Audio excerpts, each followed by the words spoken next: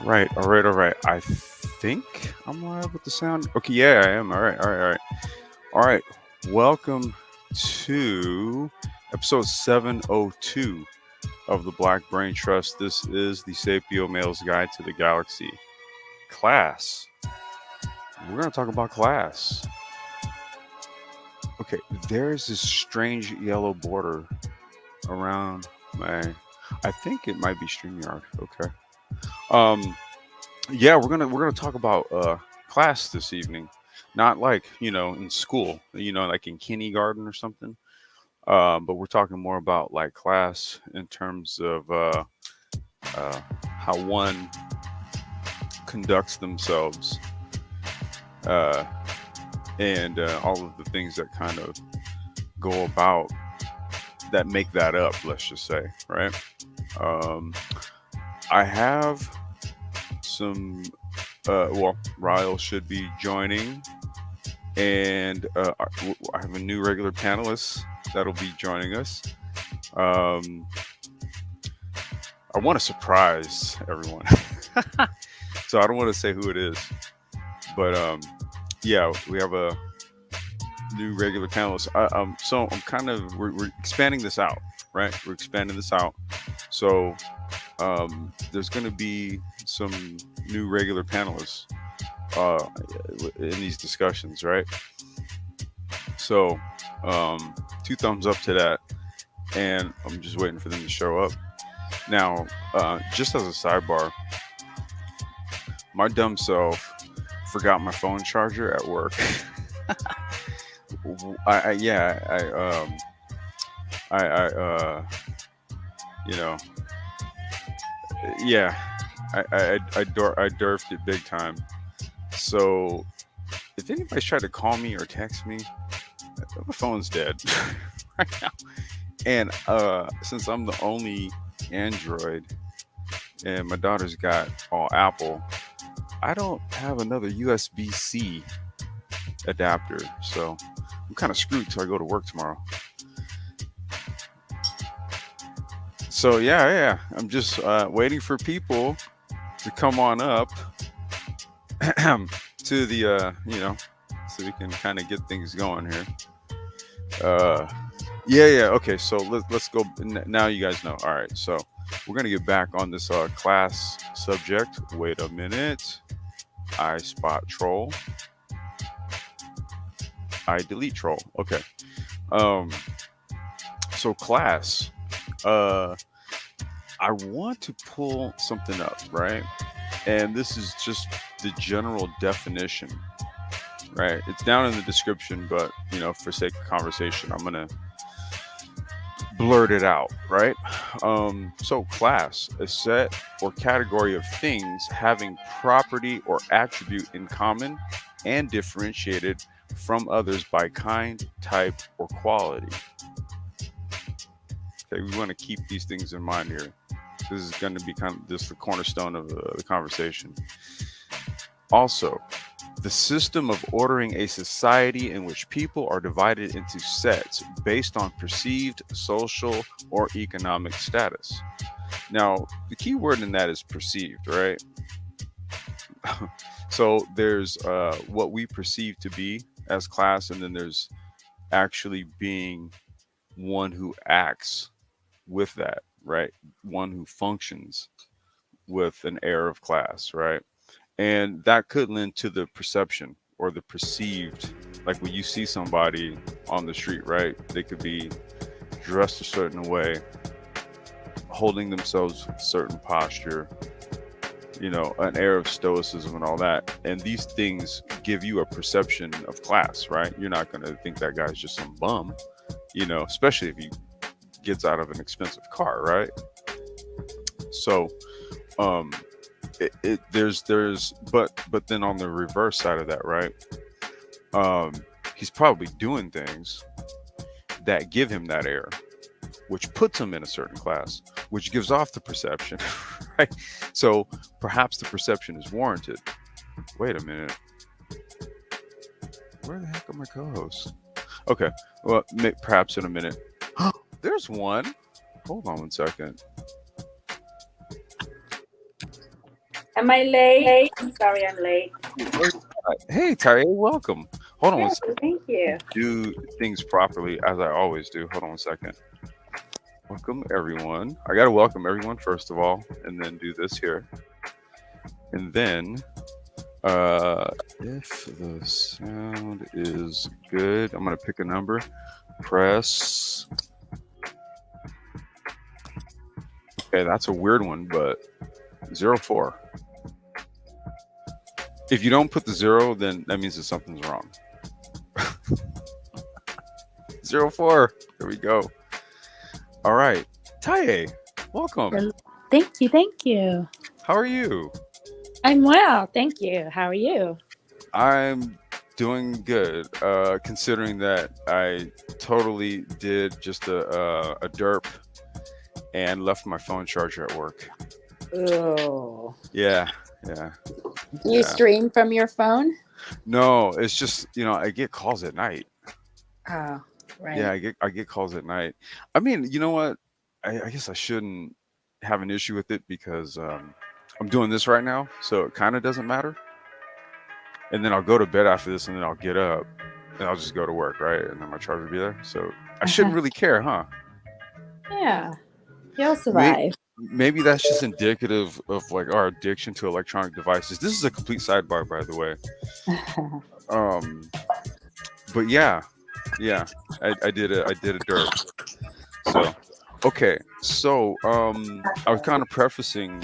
Well, I told you, I talked to you, and I told you like what this was going to be about, right? Yes. Yeah, and we're really just talking about. Well, there's two elements to it, right? There's the how one carries themselves in terms of class, and then there's also the element of how things are classified, so to speak, right? And Right. there's some interplay in between the two definitions, right? Um, did you? I have quotes that I want to read to kind of dig into to get your feedback on some things, but did you have anything you want to say before I do that, or? No, I'll let you dig in. Okay. All right. Hold on a second.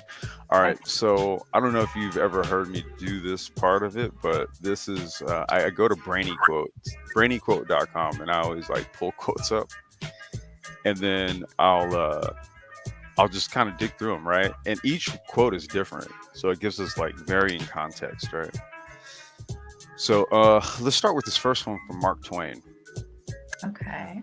There is no distinctly American criminal class except Congress. So basically, basically, he's saying is that the only criminal class is the lawmakers. Right. Well Right. said. Right. Now, that's an interesting juxtaposition, right? Congress and criminal. Yes. Not so That's, interesting. yeah. pretty Okay. Let's see pretty here. spot on. Yeah. Yeah. The funny part about it is that this is Mark Twain, so this is back from what, the 19th century. Mm-hmm. Yeah. So even then, like, it was totally apropos, right, to today, Right. even back then. Oh, and by the way, happy 222 2022, everyone. All right. Thank you. And it's on a Tuesday. So make a wish. Yeah, baby. 400 years? So that's March. Wait, no, no, no. Wait, what date? How? No, because it would have to be all the numbers, so it'd have to be three. Yeah, What? to be. Wait, you know what? How the hell could that happen, right? There's no 33rd day in March. Never mind. Okay. All right, let's see here. The oppressed are allowed once every few years to decide which particular representatives of the oppressing class are to represent and repress them in Parliament. Ooh, jeez. Who's that by? Vladimir Lenin. Ah. Good God. The oppressed are allowed once every few years to decide which particular representatives of the oppressing class are to represent and repress them. Jesus, it's like it's a zero sum game, pretty much, right? Right. I mean, you like basically what he's saying is you're pretty much kind of guaranteed if you participated at that capacity, you're pretty much guaranteed to stay there because whoever you pick is going to basically keep you there. Hmm. That's a pill to Or you swallow, can right? opt out and not play the game. Well, I was gonna say, I mean, by opting out and not playing the game means that you're a businessman because Yeah, you're you can playing play it your own differently. game. Elect Yeah, that's what I yourself. mean. It's yeah. There's gonna be, if you're existing in society, right, you're gonna play some part in it, right? It's really Right. just a matter of what part of it you're choosing to play. If you don't want to play that part right there, take yourself out of it. You're correct. Give me 1 second. Yeah.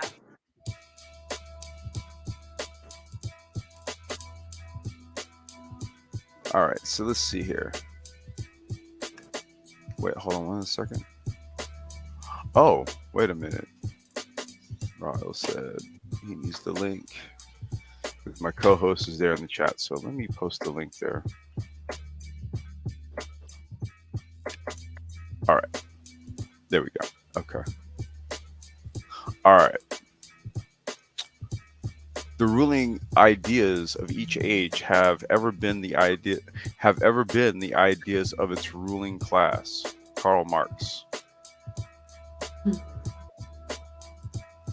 This one is from Barack Obama. I'm a warrior for the middle class. Some may argue. Uh, I mean, I guess if you're, every president has like a legacy, right? Sort of like for the context of history, right? They always contextualize like each uh, presidential term and who did it and what it defined, right, for the country at that time, right? And I guess in a way, Right. the role that Barack played after, say, like the housing crisis and all that stuff when he came in as president, he kind of technically was in a way because there was a rebound for the U.S. economy. Now, I don't want to get into like whether it was all propped up on printed money by the Fed and all this kind of stuff, right? That's a whole other conversation. However, his role largely was to get the wheels churning, Hmm. and that I you can say that did happen, right? But I think if we have a more nuanced understanding, per like the other few quotes we just read about politics, we understand that that was largely by design and it was engineered. Hmm. Yeah. Hold on, let me see if Raul popped up. No, not yet. Okay, he hasn't popped up just yet. Who else is coming on? I have my co-host Rael coming up, and then I think Toya. I don't know. She might have gotten what do they call it? Cold, cold Coach hands, Pete. cold feet. Okay. So we'll see. I'm kind of jabbing at her. All right. Let's see here. Show class, have pride, and display character. If you do, winning takes care of itself. Bear Bryant. He is a old football coach. Yeah, show class. Even in a game of gridiron grit, right? Show class. Even on TikTok, show class. Oh my god, that's not something TikTok literally was designed. Yeah. Does anybody have any sort of high class TikToks? I wonder. That's not all like just gaudy influencer. I'm talking like legit classy. That doesn't make any sense, does it? Classy TikTok? No, it's We'll no. start a class on TikTok. Yeah. Okay, let's see here. I think I'm a humanist. I believe all humans should have equal rights to live, express, flourish, love, and dissent, irrespective of their gender, caste, class, socioeconomic strata, disabilities, political stance, religion, or faith. Sayani Gupta. Um, I pretty much agree. I would say that I am a humanist. I don't think that I am.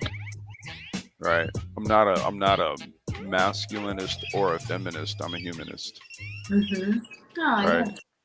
Yeah. So Right on. yeah, I would say that I'm pretty much aligned with that.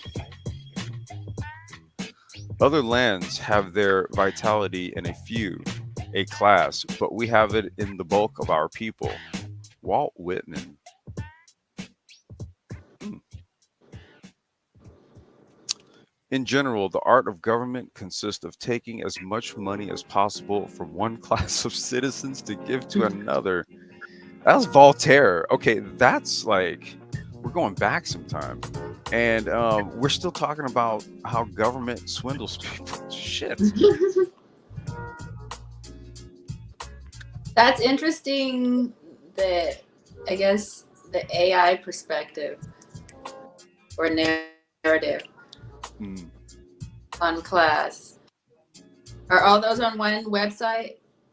Yeah, yeah. This is all on Brainy All those Quote. definitions? Yeah. Yeah, these quotes. Yeah, yeah. Brainy Quote just has like a whole database and collection of like quotes on just pretty much any subject matter you could think of. And here's my co-host Rael. Yay. Can we hear him? Hello. Say Peace, hello. everyone. How's everyone? What's going on, bro? Just Hello. chilling, How man. are Just feeling you? up. Rael, this is Taye. Taye, this is Rael. Hi, Hey, Rael. nice, Nice to meet you. nice to meet you as well. Heard a lot about you. Oh, wow. Thank you. I Hmm. think I've So listened to you on the Brain Trust, so yeah, yeah, yeah, Okay, he and glad I to hear. we do. I'm Yeah, excited we to be here this evening, to be yeah. invited. We're glad to have you. Thank you. So oh wait a minute. Look what's just popped up. Toya? Hi. Hi, Toya. Hi. Okay, well, Square bear in the that was a house. bit of a melodramatic entrance for your I first time know. here. Sorry. It's late and I'm usually asleep by now. Oh shoot. Well, okay. My bad. Yeah, Sorry. when Rael says square bear, that's really me. Like Well, I'm we yeah, we we very we square. we are very aware of this. I told you bring your big words, right? Yeah, you did. All right. So, well, Toria, I don't want to keep you up too long, but as long as you're up for it, Yeah, we're I'll gonna stay nerd as out long for a as I little bit. can. Okay. All right. Cool. Cool. Cool. I'm in the I, same boat.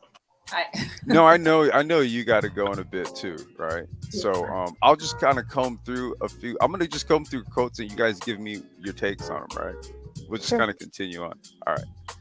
Let's see here. The enemy of society is middle class, and the enemy of life is middle age. Good God, Orson Welles. Jesus.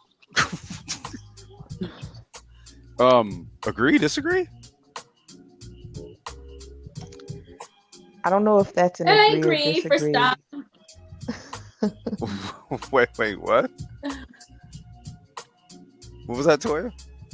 No, I was just saying I don't know if I agree or disagree as much as that might change depending on the situation.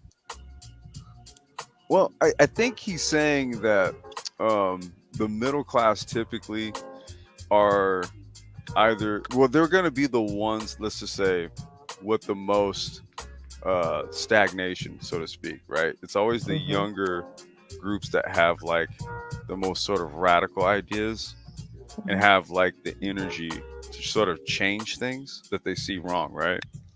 Then you have like the middle class who's firmly, entrenched, right? They got their homes, they got this, they got that. They're not trying to hear that radical ish, right? Um, and when he says the enemy of life is middle age, is that's kind of also like once you kind of get into a comfort zone, right? And you don't kind of keep the vitality up, then that in and of itself becomes the enemy of life. So I think maybe that's where he was going with it. But I think just saying that the enemy of society is the middle class and the enemy of life is middle age, just like yikes. doesn't give you much to like look forward to as you get And older. yeah, and for me, like I'm a little bit more hopey changey, so that doesn't really resonate with me. Okay. Anyone else? I happen to know a few people, more than a few, approaching 50, and just I don't know if it's like a hormonal thing. Um, Men in particular that are just seem to kind of lose it around that age. So I would agree with the latter part of the quote, because people, I think, get scared when you hit you The know, middle, like that middle age. that middle age. You start thinking a lot about your mortality,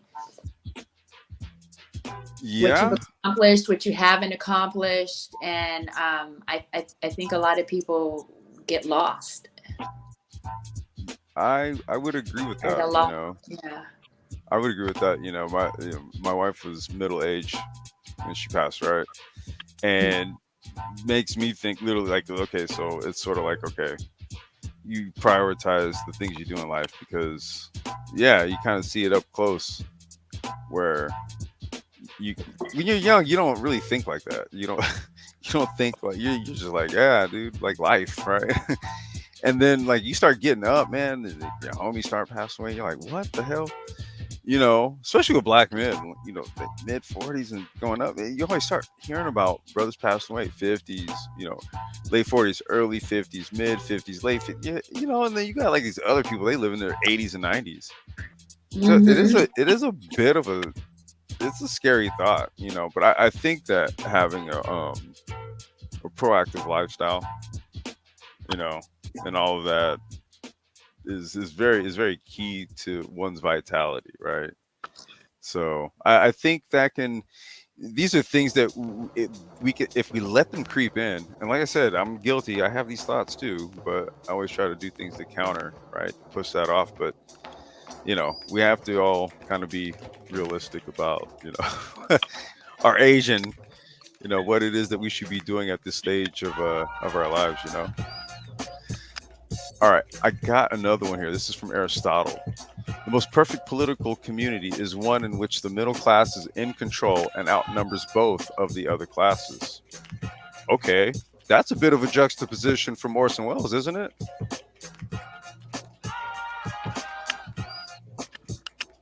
Orson Welles is saying that the enemy of society is the middle class. Aristotle is saying the perfect political community is the middle class being in control. Toya, does that perhaps maybe fit your narrative a little bit more? Yes, but now having heard you and the other young lady, I didn't get her name, I'm sorry, um, discuss the reality of mortality. I guess when you frame it that way, it makes more sense. But it just makes me feel super young because I hadn't even considered it that way. Mhm. Uh, I honestly, I'll just say this. In preparation for this discussion, I had hearkened back to an article by Henry Louis Gates Okay. that was published in the New York Times. So I think, coming at it from a little bit of a different angle than the Kaye. quotes. Taye, sorry, thank you. Um, so yeah, I was coming at it from that standpoint and not necessarily the quotes that you've just read. So excuse me. No, you're all good. All right. And we've got Bronzebro. What's going on, bro? Peace, Chief, bro. Just seen you live. Just got off my live. What's going on? Oh man, chilling, chilling. We're talking class. So I'm reading a few quotes here. And I'm gonna read like two more, and then we'll just kind of talk about it a bit more because I want to kind of dissect the the definition or kind of revisit the definitions in the description, I think Rahul has something he wants to touch on as well, and we'll just kind of springboard it. But basically, we're talking about class, right? So Right, in context of like what you've seen and analyzed, or just in general. no, like in terms of like class, in terms of like how you conduct yourself. Oh yeah, it's super important. Um, Yeah, yeah, no, that's kind of what we're talking about, right? Because you got, you have your let's say like your elite class, right? Then you mhm. have like your upper class. That, I mean, upper middle is its own kind of thing to a degree or to an extent, right? Those are kind of people who like do like off-grid living, right? They have like the means and the money to go and sort of create their own living environment, right? Then you have like your middle class. Those are the people who kind of maintain society writ large, right? Then you have like your lower class, and then you have your poverty class, right? So we're talking about these various social classes now, not as a social construct per se, but the attributes of the people that exist in each one.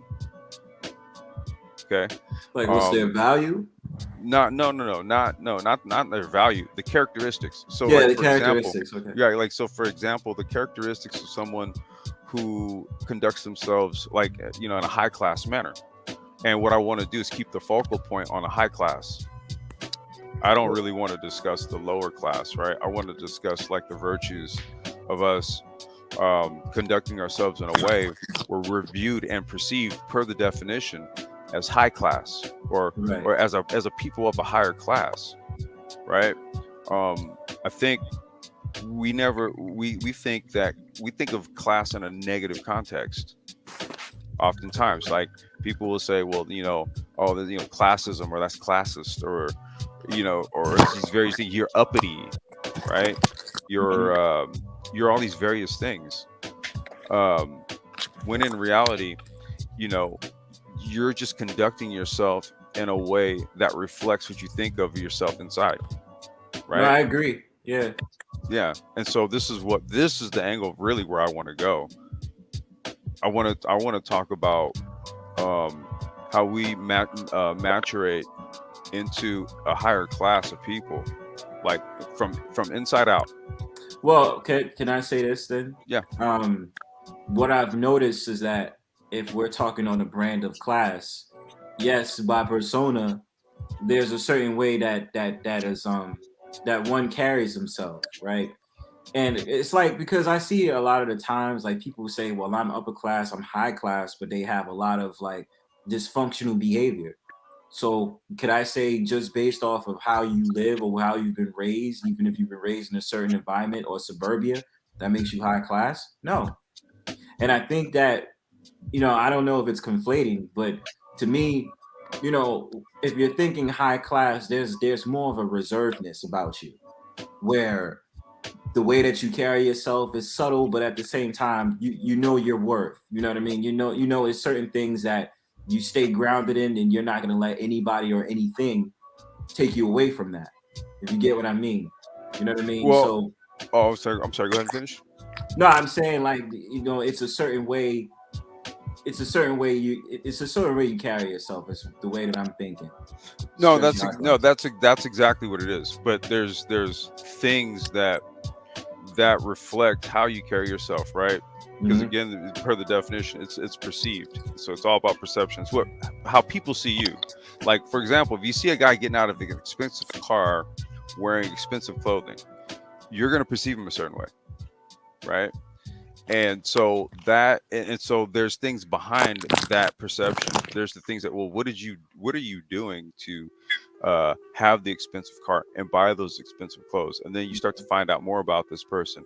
Oh wow, he does some high level stuff. Okay. And that this is where the activities and functions and the things that you do in life are reflective of what it is that people see about you, right? See, so once again, when we're talking about us being of a high, well, what are we doing? But let me That let well, me no, let because I me want to get to. challenge you. Well, no, I don't want you to challenge me because I still got quotes, and then I want to get other. We have. This isn't like kind of like an open panel type of thing. Like Oh, my there's fault. quotes. Yeah, and then Because Raul's I got was some gonna quotes. ask you something really quickly, Okay, right? go ahead. Just really quickly. I really want to be quick. Now I understand the angle you're taking about, the cars and all this other stuff, the way that people perceive you. But now, even with that, you know that you see a lot of quotes or you see a lot of like illustrations of the guy that wears like a shirt from Walmart or wear like, dingy jeans or something like that. Or like the guy that the founder of Apple. Everybody used to be like, well, why does he dress like that? And this, that, Hmm. and third. Now, if you seen him on the street, you would have been like, well, why is this? This is a regular old white guy walking down the street. But now, because he's attached to a brand, you have a different perspective about him. So I don't know if you're relating it on a thing about what's the access stuff that he shows, or it's internal directly. You know No, what I'm internal, saying? internal. Oh, it's Because internal. Okay. no, well, the thing is, anything that anyone sees external starts internal. That's what I mean. So what we're going to do is focus on what are the attributes that we need to engender in ourselves, right? To Mhm. push us into that, right? So that means that there's going to be things that you're doing in life that push you up into that. Gotcha. That's where we want to try to angle it. Now, I think this quote from Robert Kiyosaki is key. Uh, the rich are those who play to win. The middle class are those who play not to lose. Anyone? Perfectly put. Go ahead, expound on it. Um, well, just to tie it into the last thing that he said, um,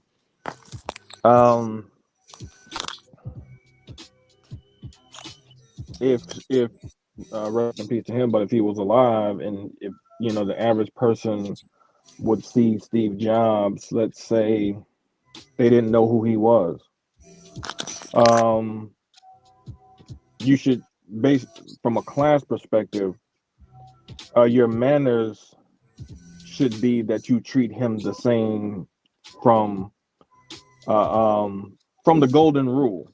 Everybody knows the golden rule: do unto others as you would have them do unto you. So, regardless if you knew if he was Steve Jobs or not, you would be courteous because that's what good manners and class dictate. So, the problem that a lot of people have is that it's like the femininity argument. When you have women say, um, uh, complex, it's kind of music, kind of It's a little loud. loud. Okay, hold Yeah. Um,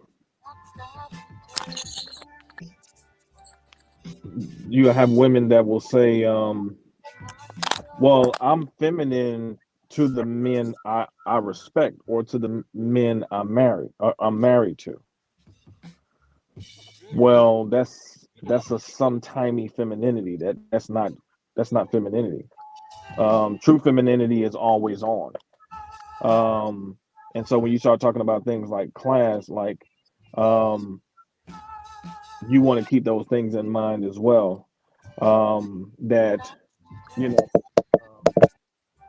you're operating by the golden rule, and so it doesn't matter if it's a homeless person or if it's Steve Jobs. And there are some wealthy people who will dress like people who look like they're homeless. So um, and you should give on. the Guilty. same the person you should give the people the same courtesy no matter what, based on the rules and dictates of good manners and good class.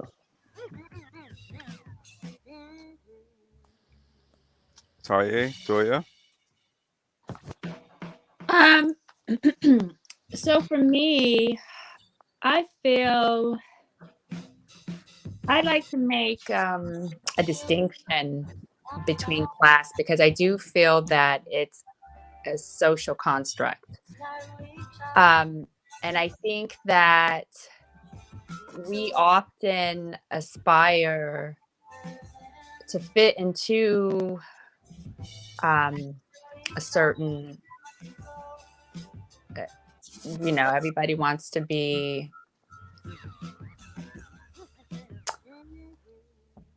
really want to be in the upper class, right? Right. We want to be in the upper class, but like, what does that mean? So for me, I'm a yogi. I'm always talking about the yogic sciences. And for me, everything is about it. There's a energetic quality to having class. Yeah, And definitely. it begins with confidence. So there's a certain air, there's a certain confidence that people of the upper echelon have. They, going into any situation, it could be a stadium, it could be like they often talk their way into things. It's Hmm. just they're just confident and it's there, and it's something that's innate. It's something that's passed down from generation to generation. And you know I kind of jump around a lot, but a lot of times I have noticed, like with our children, with African American children, we will naturally feel like inferior to other children because of programming. So that brings it back to to the social construct. So it has nothing to do with ability. It's just these images that have been planted in our heads that we think that other people are beneath us, other people are smarter than us, other people have more money, and those things might not be true of their peers, but it's just something that is there. And unless you have someone who is in your home telling you that you are great, you are amazing, and who holds high standards for you, um, because it begins with the standards. They're basic things like that everyone should do. Say hello to other people, Thank you. And, thank you, your manners. mhm. So there's social etiquette. And so when you're taught these okay, so there's the energetic qualities that I guess first of all that you would just have to naturally like identify with. um, you don't care what anybody says or what anybody else thinks of you. It's like it's how you perceive yourself. And when you perceive yourself in a certain way, then you carry yourself in a certain way. And other people, I feel like, will look at you the way you project, the way you see yourself, the way you envision yourself. And so I have this conversation with Ulysses, just about how my grandmother used to say that when in her generation, it didn't matter how much money someone had or didn't have. They had to act a particular way. There were expectations when it came to eating. There was expectations when it came to learning, when it came to addressing the elders in the community. Asking for permission, going to visit someone, and knowing the social protocol. You sit, you speak when spoken to. Like there's just Hmm. certain things that you picked up. Nowadays, like we've moved so far away from that, because if you talk a certain way, if you have manners, then I don't really want to get into this, but then there's the whole notion of like you're trying to be white, you're trying to be something. Oh I yeah. see it as a lot with No, the Black yeah. community. If you have manners, or if you dare to sit down and eat at lunchtime, you know, instead of standing up and running around, it's like, why are you sitting down? There's just And when there aren't people around to enforce that behavior, um, then I think you start to see the separation of, quote unquote, the classes. Classes. There And you there's a go. lot of schools and a lot of universities in the world where people send their children, and that's their education. Their education is how to carry themselves in the world, how to, they're given the language, they're given the body language of how to act and how to move about, in like a regal way, or how to carry themselves. And so Yeah, proper posture and proper posture. having an air stoicism, Yeah, right? and those things just become second nature. Hmm. then there's the clothing that you put on, right, to reflect, to kind of bring the perception or the image together. Well, And I would then say yes and no to that because, no. I'm from the Bay. I'm from the Mm-hmm. Bay Area. And Boo. No, there I'm is no joking. emphasis. So the emphasis, even with, like the tech, with the techies, Hmm. they don't wear their wealth on their sleeves, on their cuffs. They don't, Oh heck they no. don't, they don't feel the need to display their wealth in that way, so they'll ride around on bikes. I mean, they're, the neighbors, they'll be millionaires driving around in a Prius and biking around the city. Do they happen to See, ride I electric think bikes? that's a see. I think that's a I think that's for just public consumption. Um, because there's a notion of um I would say um there's a notion of people criticizing people who are successful at making money. So I think that in one regard that many of these people decide to dress down on purpose to blend in. Um, if you go back to I think a few years ago when Mark Zuckerberg went to Congress. Now for years he had been pushing this, hoodie and jeans and frat um, mentality, frat boy mentality in the workspace. But when he went to give his testimony in Congress, homeboy had a suit on. He had a suit on. He had a suit on, Well, that's and he knowing put it. which room you're in, right? Hold That's on, hold on, part and, of the and training. hold on, and that's what I'm saying. He had a suit on because had he gone to Congress in a hoodie and some jeans, they possibly would have voted on breaking up Facebook. He went up there to give the to give the to give the to send the message through body language, and we had a stream where we talked about body language to give the signal that he was there to be serious. That he was about business.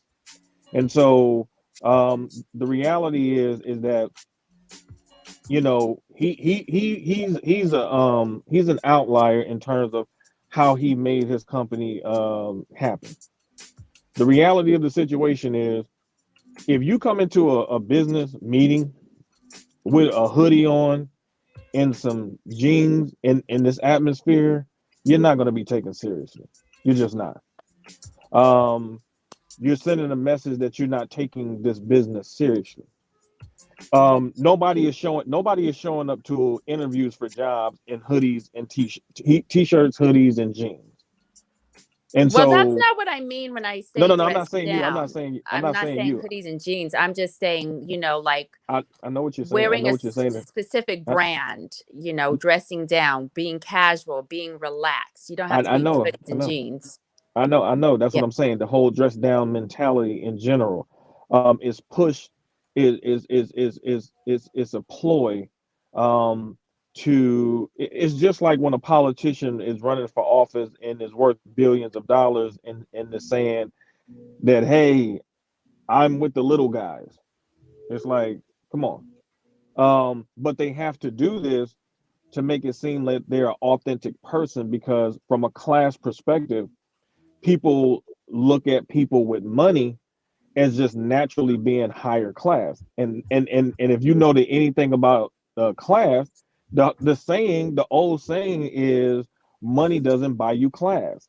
So people have completely forgotten that money was never an indicator of being high class. You might be in high class in terms of money, but even in those particular circles, if you do, that's a very tight knit group. And if you don't conduct yourself in a certain way, you can have all the money in the world. You're not going to crack that really top tier because you're not their ilk like that.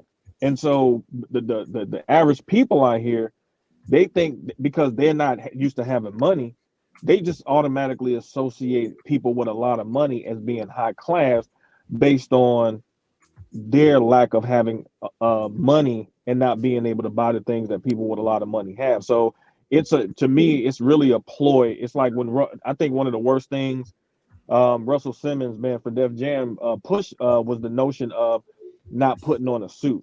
Um, I thought that was just really the wrong message to send to black men, especially young black men.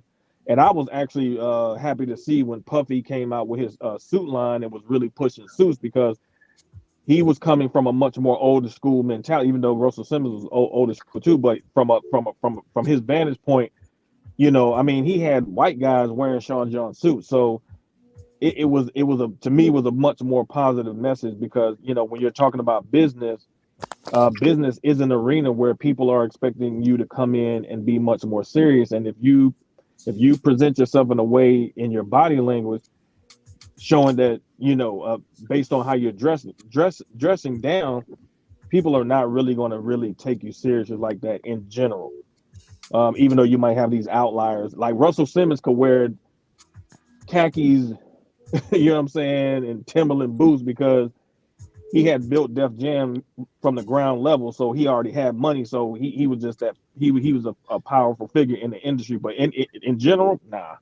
Yeah. It's definitely an outlier thing, um, because it's yeah. When you think about, like, so for example, and I get where Ty is coming from also, because I'm guilty of it.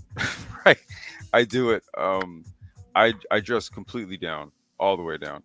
Um, and sometimes even dressing down, I stand out, which is weird. Uh, but uh, there's two sides to it, because on the one side, it's sort of like, and you guys are both the kind. I don't want to say you're saying the same thing, but I'm just saying there's two sides to it. You could be the Steve Jobs type. Steve Jobs wore a black turtleneck, blue jeans, and New Balance 550, 550, 550. I'm trying to remember which ones they were. They weren't 585s. They were 550 somethings. Okay, that was what he wore every day. And then he drove a silver CL Mercedes Benz CLK. And you know what he used to do with this thing every month? He only drove around with it with dealer plates.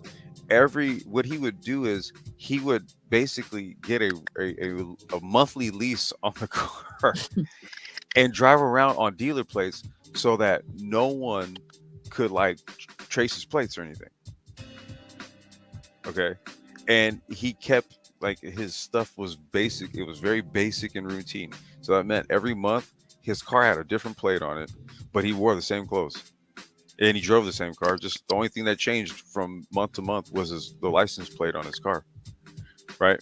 But this guy, he was responsible for, at the time, the most valuable company, U.S. based company. It's Tesla now. It's not Apple anymore.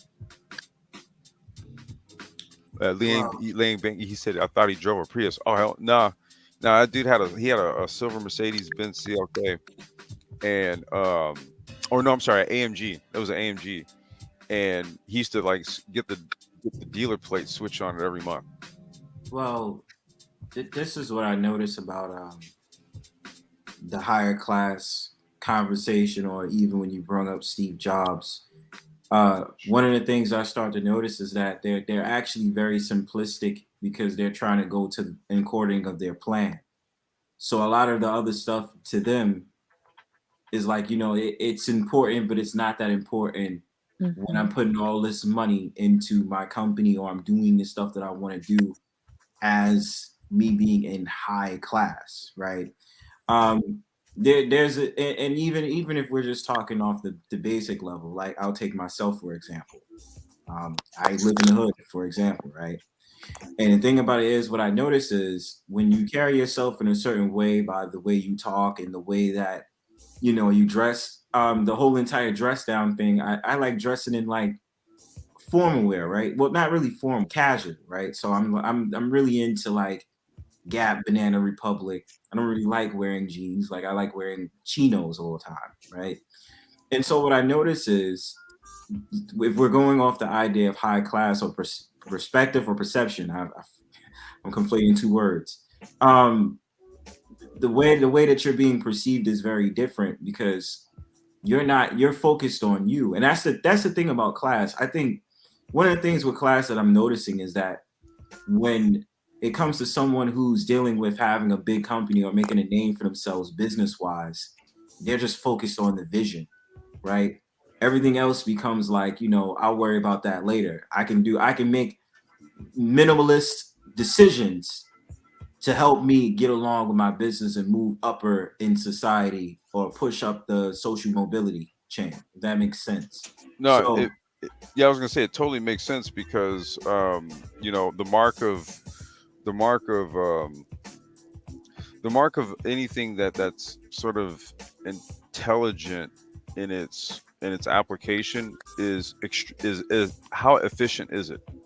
How simple, right? Like, okay, if you needed to write a stack, like if you needed a stack of code uh, to execute a command, right? mhm, How big is that stack of code that you wrote? Right? It could be a whole huge, you know, bunch of just garbage, or it could be a very streamlined line of code, and both do the same thing. Only that only one of them does it with extreme efficiency, right? So there's no latency, there's no waste of there's no waste of energy in terms of computing power, stuff like that, right? So the mark of anything that works efficiently is simplification. So people um, who work very hard to like to build something, what they try to do is minimalize the external stuff, mhm. right? Because there's a lot more that's going on the other side of the game. There's a whole lot more. So you can okay, more of the consumption element of the energy that exists in you is happening in the thoughts and the things that you're doing to create your wealth. So there's less of an inclination to just gunk up your work environment, right? And just have crap everywhere and just be trying to be all gaudy and stuff. In all Mhm. actuality, you want peace. You want to try to minimalize things as much as possible. And you want the most efficient work environment possible, at least in my view. Well, I think what's perfect about that is when we're analyzing class, right? If you think on like just as a good comparison, because think about it this way: high class people minimalize and make their life easier, and they don't have anything to prove. Lower class is obsessed with how high class are perceived, so they want everything and they'll buy everything or they'll do everything to make it seem as if that's how the high class is. Exactly. They think that what they have makes them high class, Right. or what they have. They think that that's the case, and it's actually not.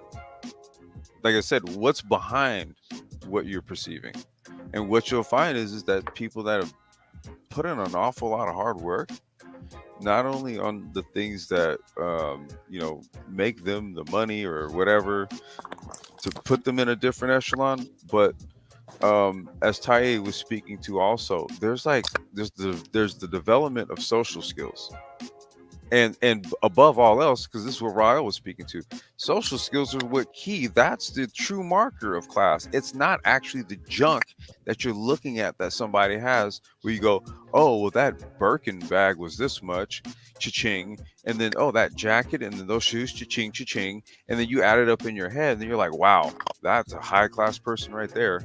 Like on that basis, no. Because again, you can see the guy who totally dresses down. You don't know what's in his bank account. Right. Walking around with a cup of coffee, just minding his own. It's like, but I need this $700 shirt though. What- what- You got something, what- Taye? Yeah, I thought Toya was gonna get in. Where's Toya? Oh, Toya. Well, I was just more so going to build off of what Taye was saying Oh, with reference to that inferiority. I thought you fell asleep. Uh, I'm sorry. no, I was just listening. Okay. Um, because it made me think about the fact that specifically Black children are not brought up to be audacious. We're not raised to be our own advocates. In the same ways that she was describing that we are raised with these basic standards and tenets of to speak when spoken to and stay in a child's place, the major difference between us and them is that we are raised with that and they are not. They are raised to be their own advocates and to Mhm. be audacious, especially in areas of um, schooling or even just going to the doctor. Uh, and that I think contributes a lot to that inferiority indoctrination, because from a very young age we don't have the ability to establish our own agency in places and spaces that we should start to begin to learn to. Mhm. And that boils down to when we are older and trying to find our place in society, and we find ourselves in these classes, which I agree are socially constructed. Mm. Well, the thing that I um one of my favorite shows of all time is this show called Downton Abbey. Um, it was a very popular show on PBS. I think it ran for about 5 or 6 years. Mhm. Um, and when I watched this show, because I was hearing so much about it around the time when I caught on, it was I think maybe in the first or second season, and all the stuff that I was seeing on the show was like what I was groomed around when my great grandparents were alive. It was similar values, um, how they expected our family to comport themselves, um, constantly just making sure your social behavior reflected your value system that was taught at home. And there's this exchange that takes place throughout the show with this character named Tom. One of the daughters marries Tom. He was an Irish guy, and he was one of those people that he looked down his nose at wealthy people like the family he married into. And at first, the family wasn't feeling him like that. And there was this class tension between really the father and Tom. But as the show went on, you see Tom evolve and grow, and you also see the father-in-law grow as well. And by the end of the show, you saw the genuine love and affection that the father had for him. He looked at him as basically as a son, and he embraced him, as a father figure as well. And ultimately, he embraced the higher class he had married into, and he ended up taking over some of the helping take over some of the family business, so the father could step back and kind of retire. And it was just a very interesting dynamic that you saw take place, because at the beginning it was tension, and by the end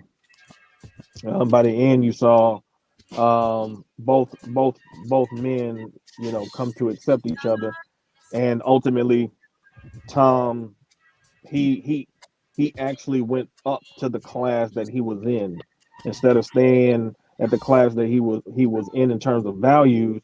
He basically accepted the higher class's value system, and saw that the higher class value system was really proper, and it was good in terms of family dynamics. It was a great evolution to see his character really go through this metamorphosis, because he was fighting Irish, and he was not feeling any of that stuff. And obviously, because the family he married into was a British family as well, so you had that tension as well. So um I think that when it comes to these particular topics, this class issue, especially for Black people, Black Americans, is a very touchy subject, because because um,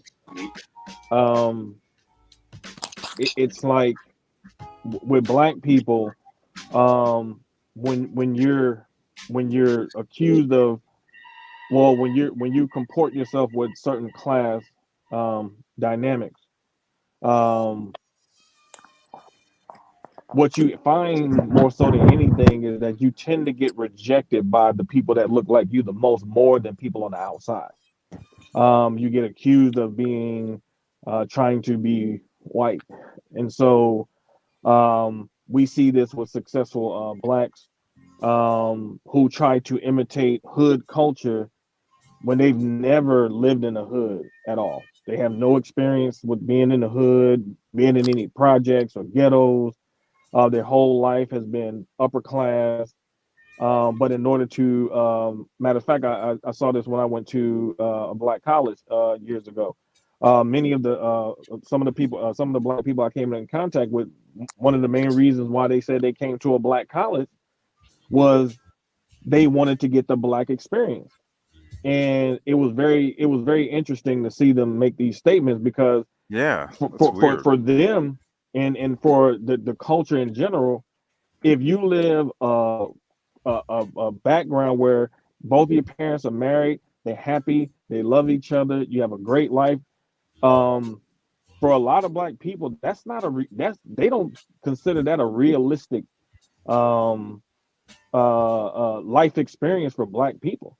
And That's so, that. but Yeah, what I saw in a black college experience was that there were a lot of black people who came from you know upper class black families that had that particular type of experience. But for them, they had to go to a black college in their mind to be accepted amongst blacks as being authentically black, which I think is really a travesty, to be honest with you. well, I was just about to say that is the weirdest thing I've ever heard. Like, I never thought, like growing up, that me being a black person, I haven't actually experienced the black experience, right? I mean, I'm just all black and everything, right? Been this since I was born, you know, but somehow um this experience ain't the actual black experience. So, like, let's just say your parents did some things to get themselves in a situation where they're gonna have children, right? That grow up in a different class environment, only for them to grow up and go like, well, this ain't the real black experience. Like that, it's kind of, I don't know. That's kind of weird to me. I mean, but that is a very that's very prevalent in the way of thinking amongst a lot of blacks that come from that particular background. I mean, I asked these questions when I was talking to them, and that was what they kept saying over and over again, and it just really stuck with me.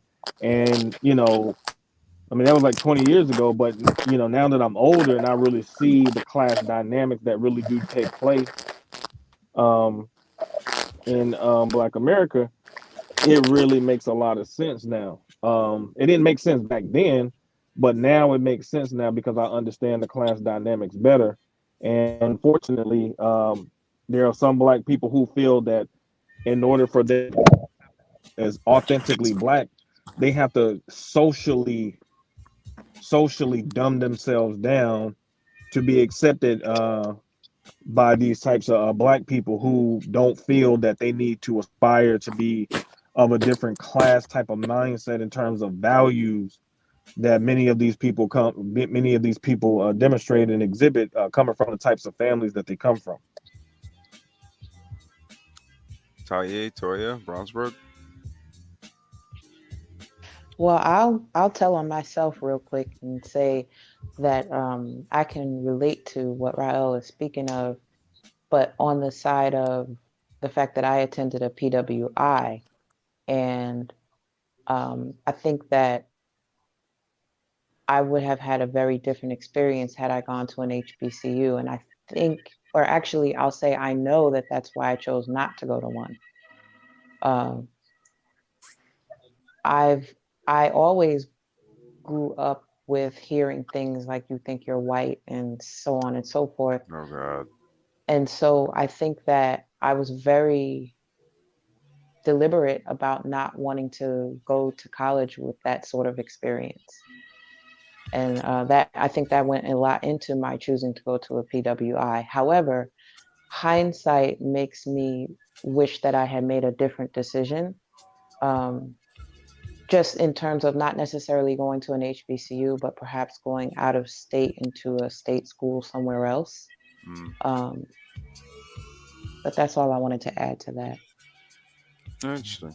Well, um, just ironic hearing you guys say that because when you take the perspective of knowing what the black experience is because you dealt with it firsthand, and then the experience of not necessarily class but persona, um, just the idea that people was ready to call you an Oreo because you was into different things, right? So the fact of the matter again, like the way that I dressed, like a couple of years ago, I actually laughed my ass off when I heard this, like being called a hipster. I was like, that's what do you know? And so I've been hearing that whole entire thing of being called an Oreo since I was 12, right? So then growing up, I went to college, and the college I went to was very diverse. The high school I went to was very diverse. So it was all my looks on things was just kind of like, I'm fair and balanced. So it was kind of confusing when it was that first like conversation, like, you're trying to act white, you're trying to be like white people, or you chill and you hang out with white people. Then when you have the chance to hang out with white people, some of them is so eager to say the N word just because they cool with you, right? So then days going out into like the mainly gentrified neighborhoods, you get to hang out with those hipsters. So your perspective about things is so like nuanced because you're chilling in a different world. When you go back home into your neighborhood, it's everybody doing the same thing and it's stagnant.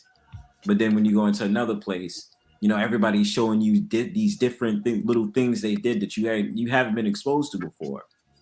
So, I mean, to me, it's really weird sometimes when certain people talk about the quote unquote black experience as if it's like a shield of honor. But then those that come out of that environment and they're like, I just want to expand and just be cool with anybody besides race. Now all of a sudden it's just like you're trying to act like someone. And it's perplexing because these are the things that I like. This is the value that I have.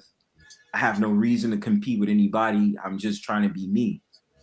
So yeah, I guys. want I want to speak to that, man, because I guess that's where the challenge is for me, right? Because what I'm ultimately hearing, right, is that there is just like the general class of black people, and it's just like, well, we're all here, right? And if you're not there, then you're kind of extraneous to it.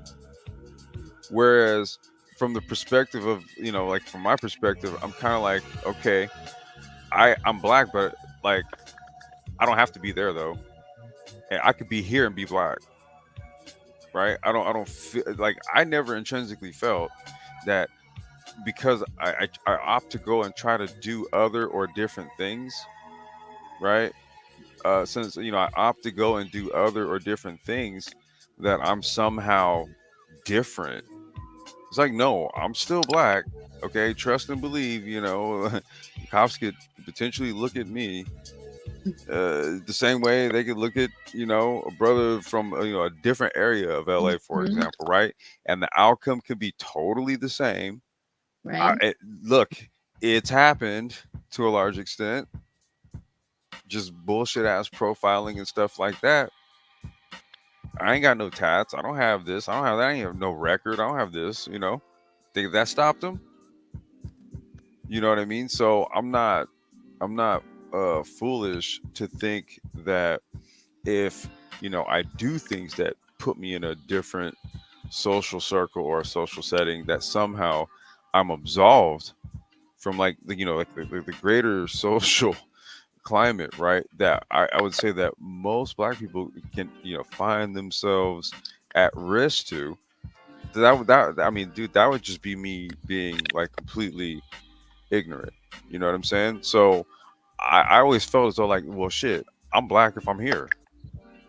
I don't feel as though as that like if I'm over here, I'm not this, so I might have to just go over here to get the black experience, right? And then go take my ass back over here when I really want to go do the things that I like.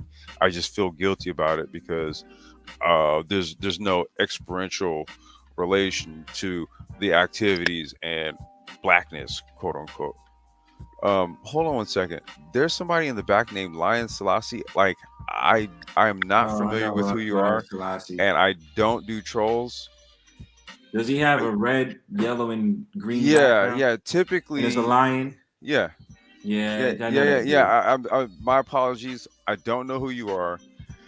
Typically, it's customary to like acknowledge the chat, right? Good evening, the Black Brain Trust, et cetera, et cetera, et cetera. Yeah, Something. I'm like public enemy. I can't trust it, bro. Yeah, yeah, yeah. That's what I'm saying. Yeah, Like, 'cause this stuff is like the way they troll and stuff, right? See, yeah, so too much of that. could be. No, I'm not. I was gonna say I a would joke. have vouched the complex, to be honest. I No, would. no, no. You don't have to do that, right? Because Yeah, I have a practice for this, right? right. Typically, there's a chat, and usually, I okay. You see right there in the lower left hand corner, it says "Welcome everyone," right? So, class, you greetings, right? Okay, I don't. You didn't greet. I don't know, Right. right? I don't know what other panels you. I literally don't know who you are. Just What- no disrespect, but if I'm familiar with you, I'll let you up. But if Yeah. you have never really kind of made yourself known or present around this parts, I'm not familiar with you, and the last thing I need is somebody coming up and then flashing some prawn, and YouTube calls it a day on this channel. No, like do the Yeah. customary thing, greet yourself In the chat. the public chat box where everybody can see you, and then I can go, hello, welcome back to you, and all that. Like, Yeah, it's good come you do on, that, folks. Like Lion. we've got to welcome. Yeah, like come Yeah, on. it's common courtesy, bro. Yeah, it's common Like courtesy, and I I just can don't sit like the up there and trolling. vouch you. I can sit up there and say I know you, but he doesn't know you, so you can't just do that, Lion Selassie. Out of respect, Oh, okay. You know him? I know Lion Selassie. Yeah, I do.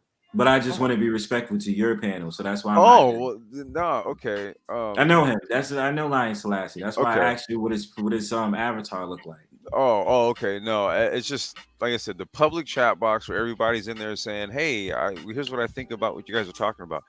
Just class. I'm sorry. Yeah, it's all good, bro. Yeah, I know Lion Selassie, but this is your panel, so No, I'll you're let you good. call it.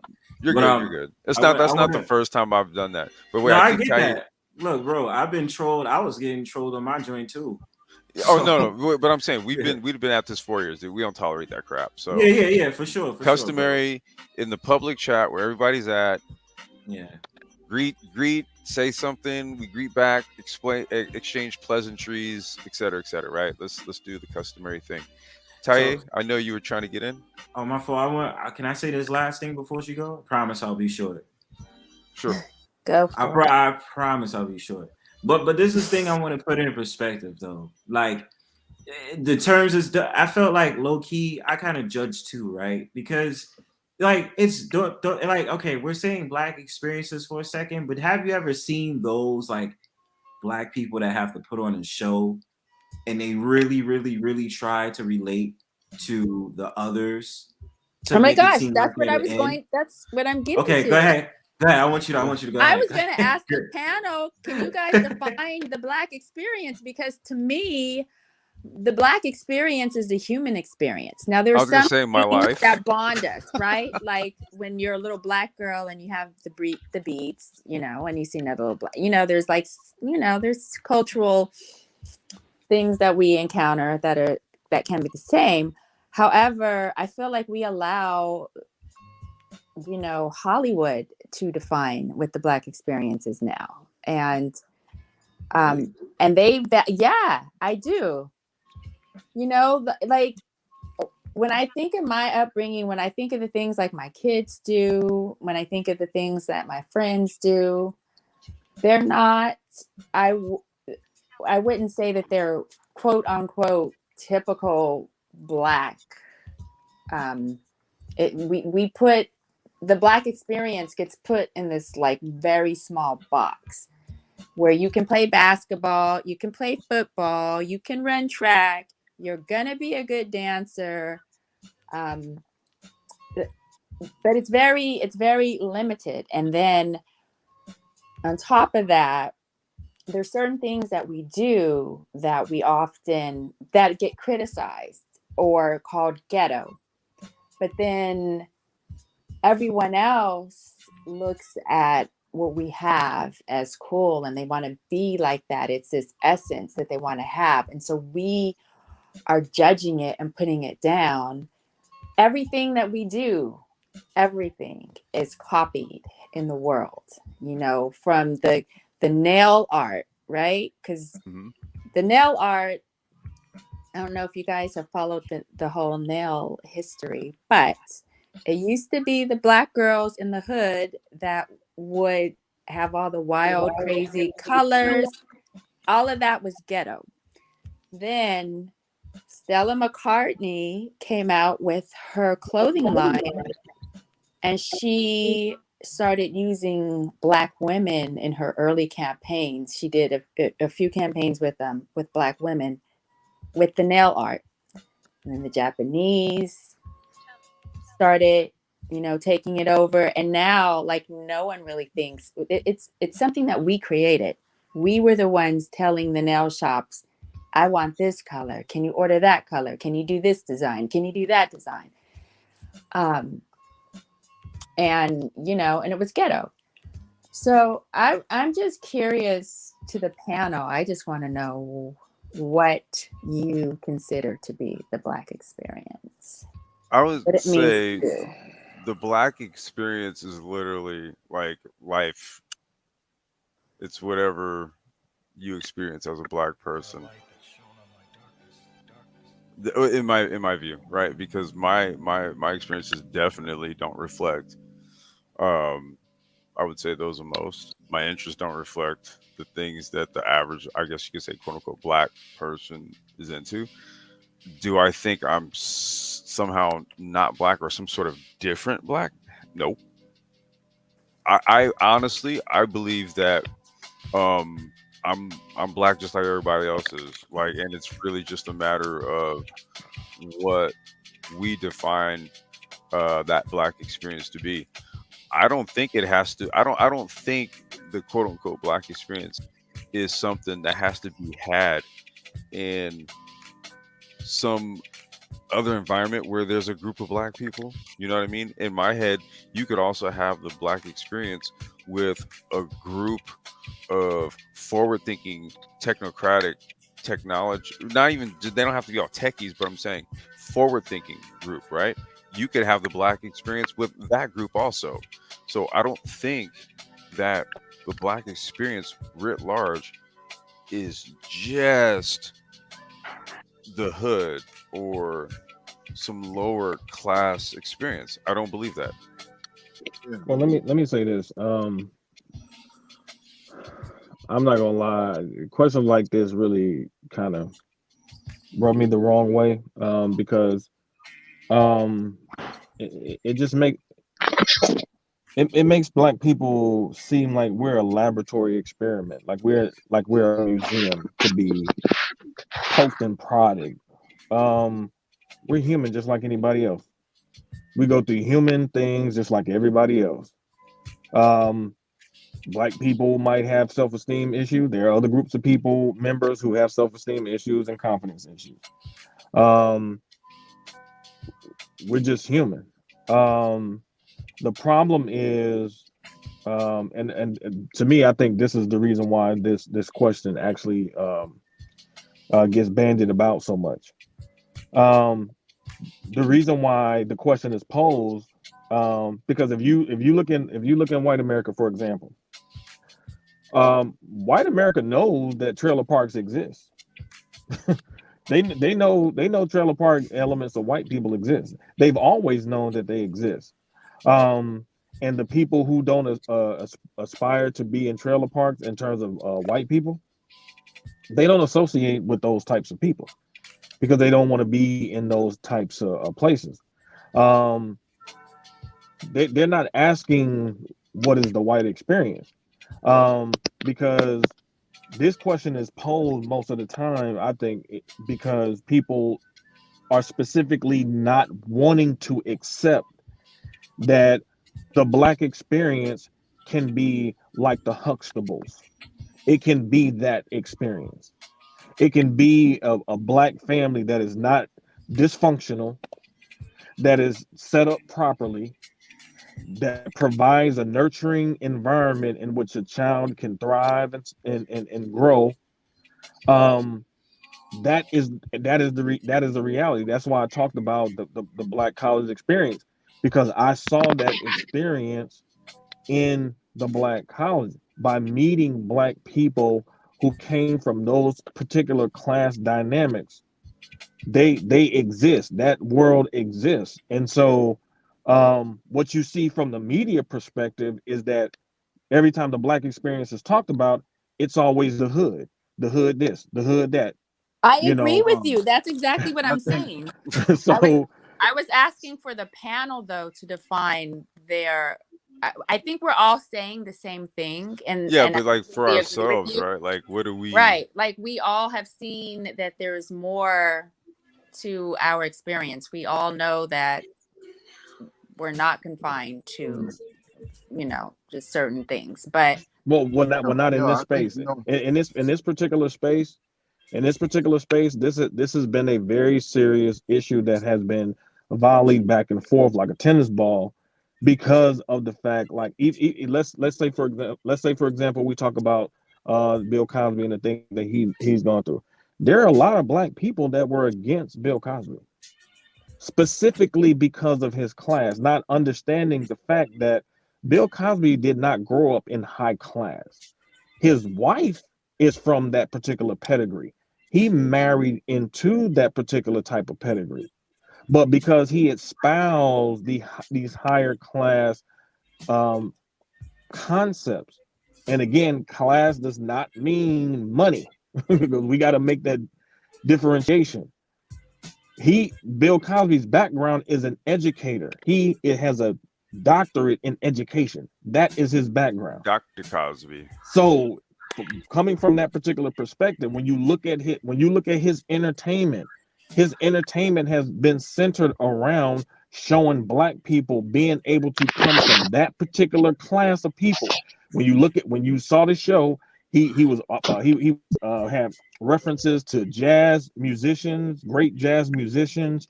He was constantly had people on the show wearing Morehouse sweatshirts and hoodies, and different Spellman hoodies, and always subliminally pushing that to the consciousness of black people. So he saw that world. He was introduced into that world, and he saw, like, wow, like, black people can really be, on this level if they just Hey, well, do can the you? things that they're supposed to do. And so that's been a real big issue in our group as a collective, man, overall.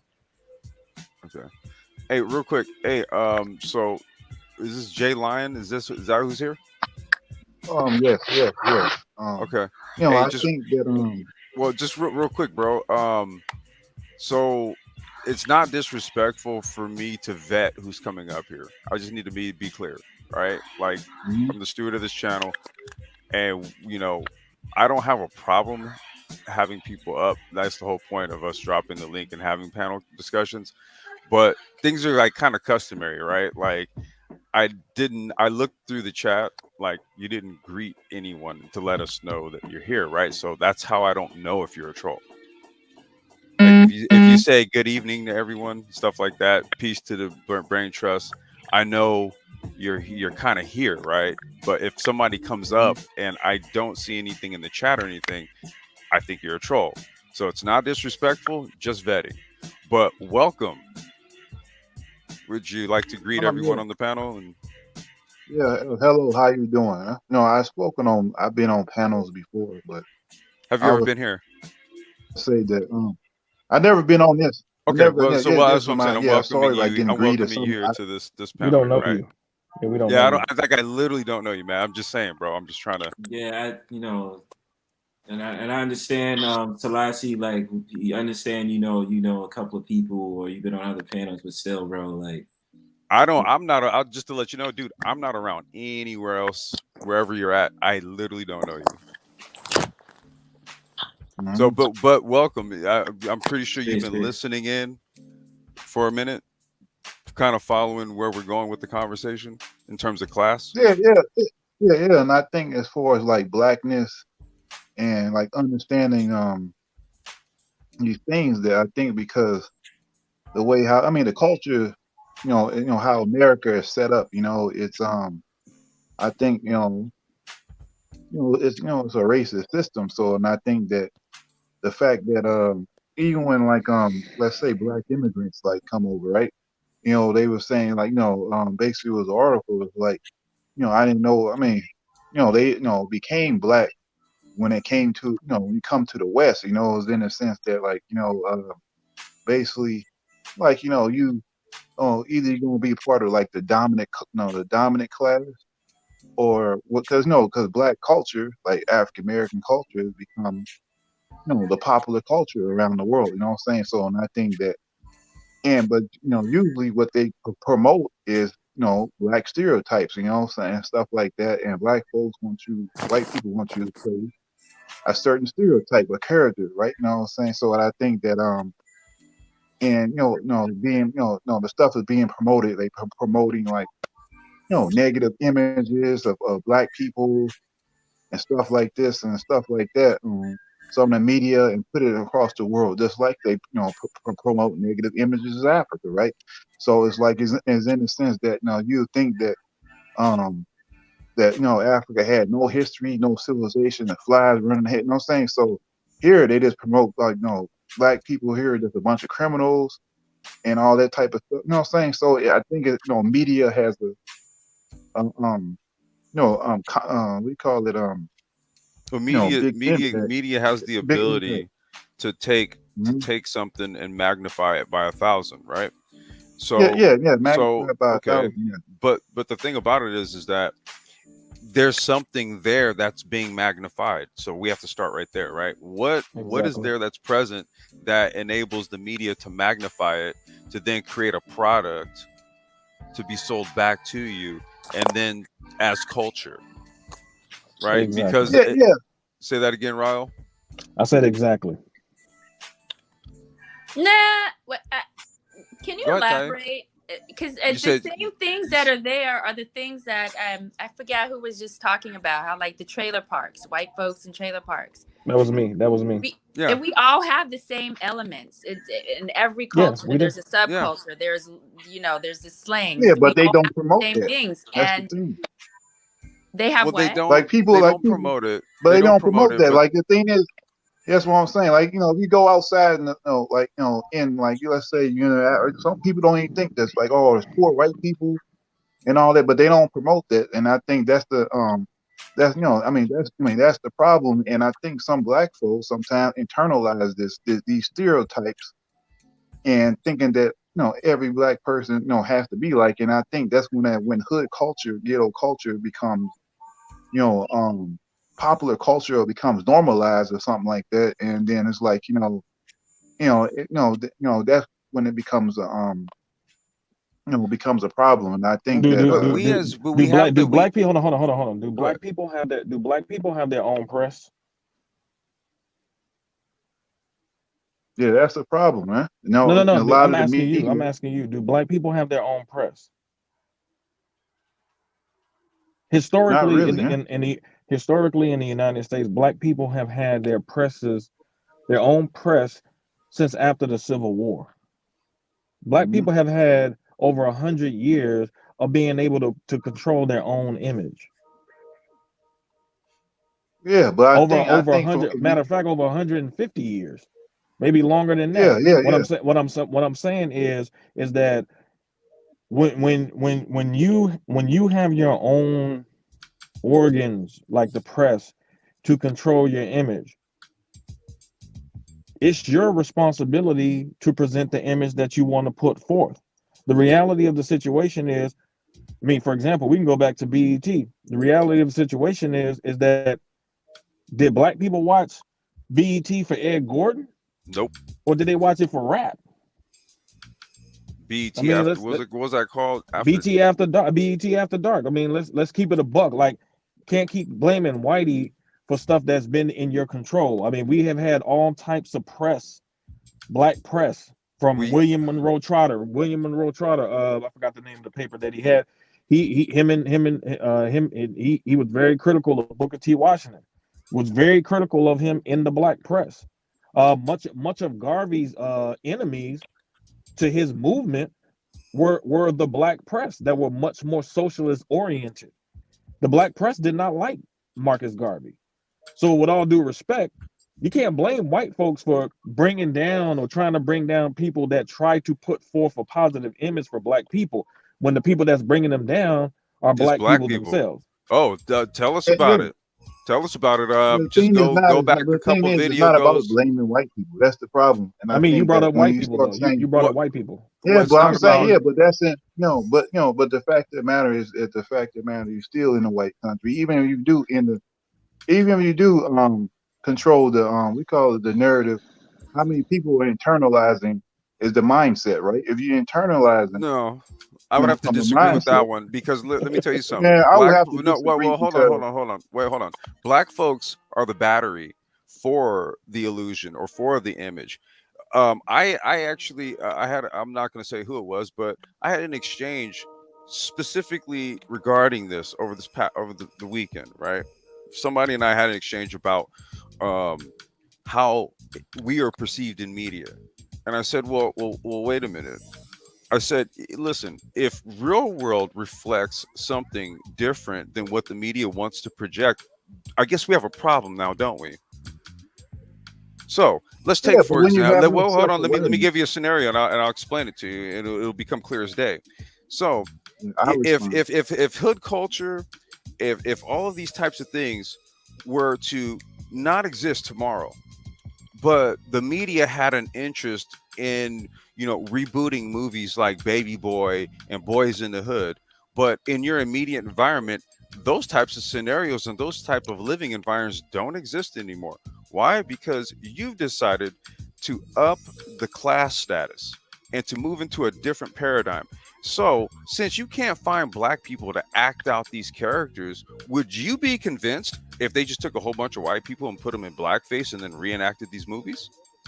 No, you wouldn't. So how much power does it then have if you don't give it none? It Yeah, takes so let black me people's respond to. participation. It takes the participation of black folks. This is the whole thing. See, a lot of people can be bought with a few bucks. Let's keep it 100. Yeah, that's what I was going to respond to. I was going to Well respond to that. then, I well would then say let's that. not talk about white people. Then let's talk about Yeah, how I was black. saying. Let's talk about class and integrity. Let's talk about the virtues of having value within oneself that does not have you going about acting out in such a way that you know good and goddamn well you don't act out in real life. These are Yeah, things that we are in full control of. But you have to yeah, it's a part of but the I'm it's a saying, piece Wait, of hold on. it's a Let piece of the Taye speak. puzzle. It's a piece of the puzzle. You can't dismiss it. So for our children that are growing up, everyone is being the problem is the programming. It's programming through music, it's programming through media, it's programming through social media. Everyone is being programmed. So how do you combat this when you have children that are growing up and they're buying into the myths, they're buying into the lies, they're buying into the programming? Hmm. What do you who is the do? biggest hold on, who is the biggest consumer in the United States? We are. No, women are. Mm. Women are the biggest consumers in the culture. They hold the majority of the consumer debt in the United States. Women spend an inordinate amount on things that really don't matter. They do. Um, and Because of hold on, hold on, programming. hold on, let me give you. hold Let on, me Doctor, give hold you on, an Wait, example. Doctor, wait, hold hold on, on. hold on, Let hold Rob on, hold on. finish. Dr. John Henry Clark, may peace be upon him, said that in order for someone to oppress you, you have to stoop low enough to allow that oppressor to stand on your back, which means you participate in your own oppression. There you go. But when the results come from that participation are negative, because they're going to be negative, then what happens with black people is that they want to point the finger at Whitey when Whitey is going to do what Whitey going to do, especially if you allow him to do it. Now, Or if you anyone for buy that matter. if you buy into, like, I mean, because I'm 43 years old, and as a man, men cannot get away with saying, well, I was programmed by TV, that's why I went and did that silly stuff I did. That's not how the real world works. And women can't do the same thing either. Women try to do it, but if women try to do that, then they will be compared to children, because children come up with very silly reasons for why they do dumb stuff. We get it because they're kids and they have to evolve, and we have to teach them properly. But if the people who are supposed to be teaching them properly are making the excuse that we're programmed, then those kids are screwed. Those kids are screwed. So And at you the end, and you can't let me so use and you yeah, you can't can't use that. use the television programming excuse in court or something like that. Right. I mean, because if so that's the so case, take the TV out your house, I Turn don't the have a radio TV. take off. all the music, all the music. Because I mean, we grew up on hip hop, so that meant all type of genres of hip hop. And me and Ulysses never took a pistol out here and went and robbed anybody because we heard somebody rapping about it.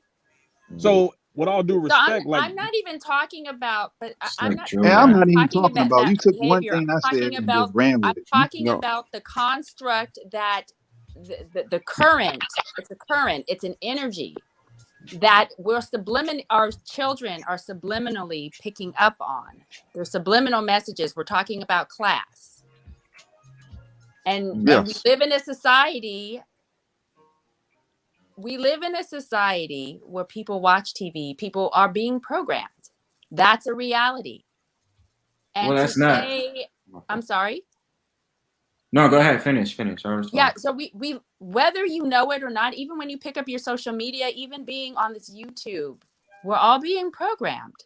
Unless you're meditating every day, unless you're tuning in to within, unless you're eating the right foods, you're being programmed. It's a daily, and we're all, myself included, I'm working on detoxing. I'm working on deprogramming everything that I've learned, everything that I grew up going to listen when I was a child to John Henry Clark, to Francis Cress Welsing, to hear all these great lecturers. I've been listening to, and even so, I've still been programmed. As a woman, I've been programmed. That's why women are such big consumers, because we think, and we've been sold the illusion that we need this lipstick, we need this dress, we need this hairstyle, we need straight hair, we need curly hair. Everything is outside the self, but that's not where it's at. Everything begins inside. And when you know who you are, and you know energetically who you are and what you've come here to do, you don't need any of that. You don't need to buy into the consumerism, because you know that you're spirit and that you're greater than any of that. Well, and you're content. And you're content. But yeah, that sounds. but we feed into the lie, so we do it on so many different levels. It's the woman that does it. It's the poor people who do it. We want to buy all these clothes so that to have the illusion of, being something that we're not. There's many levels that we're programmed. But when you're talking about children, and children get to a certain age, I just want to just drop this, and I'm going to be quiet, and I've got to hop off. But then that's when you get into Jack and Jill, which I have mixed feelings about, because it's like, what kind of children do you want your children hanging out with? What are your mixed feelings about Jack and Jill? Because I was just about to read something about it too. What are your mixed feelings about? So, there's a part of me that used to feel that Jack and Jill was very elitist, and I couldn't stand the concept Mm. of. Uh-oh.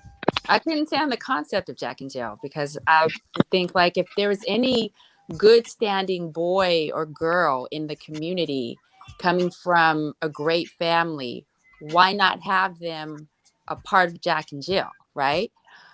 But then on the other hand, but then I get the networking, I get that, young men and young women are growing together and they represent the ideal. It's who you would want them to eventually mate with, marry, partner with. And I still do think I still have conflicting opinions about it. I'm softening up. My view is softening. Um, It's changing somewhat, but this is one of the best books that really talks about this um black elite and different social classes of black people. This is called Our Kind of People Inside America's Black Upper Class by Lawrence Otis Graham. I've referenced this book many times. I'm going to read a few passages from here that just really relate to this particular discussion because I think it's very important, especially since she brought up Jack and Jill, which was actually started by a black woman for black children. So we want to. So since you brought up about children being programmed, this particular organization was set up specifically for black children, specifically. Um, Quote: but Jack and not Jill all was black children. of people of a certain class distinction. Yes. Um, Jack and Jill was extremely important to my sisters and me because it constantly reinforced the role of education and excellence in the black family, says Elisa Shabazz, daughter of slain civil rights leader Malcolm X and Dr. Betty Shabazz.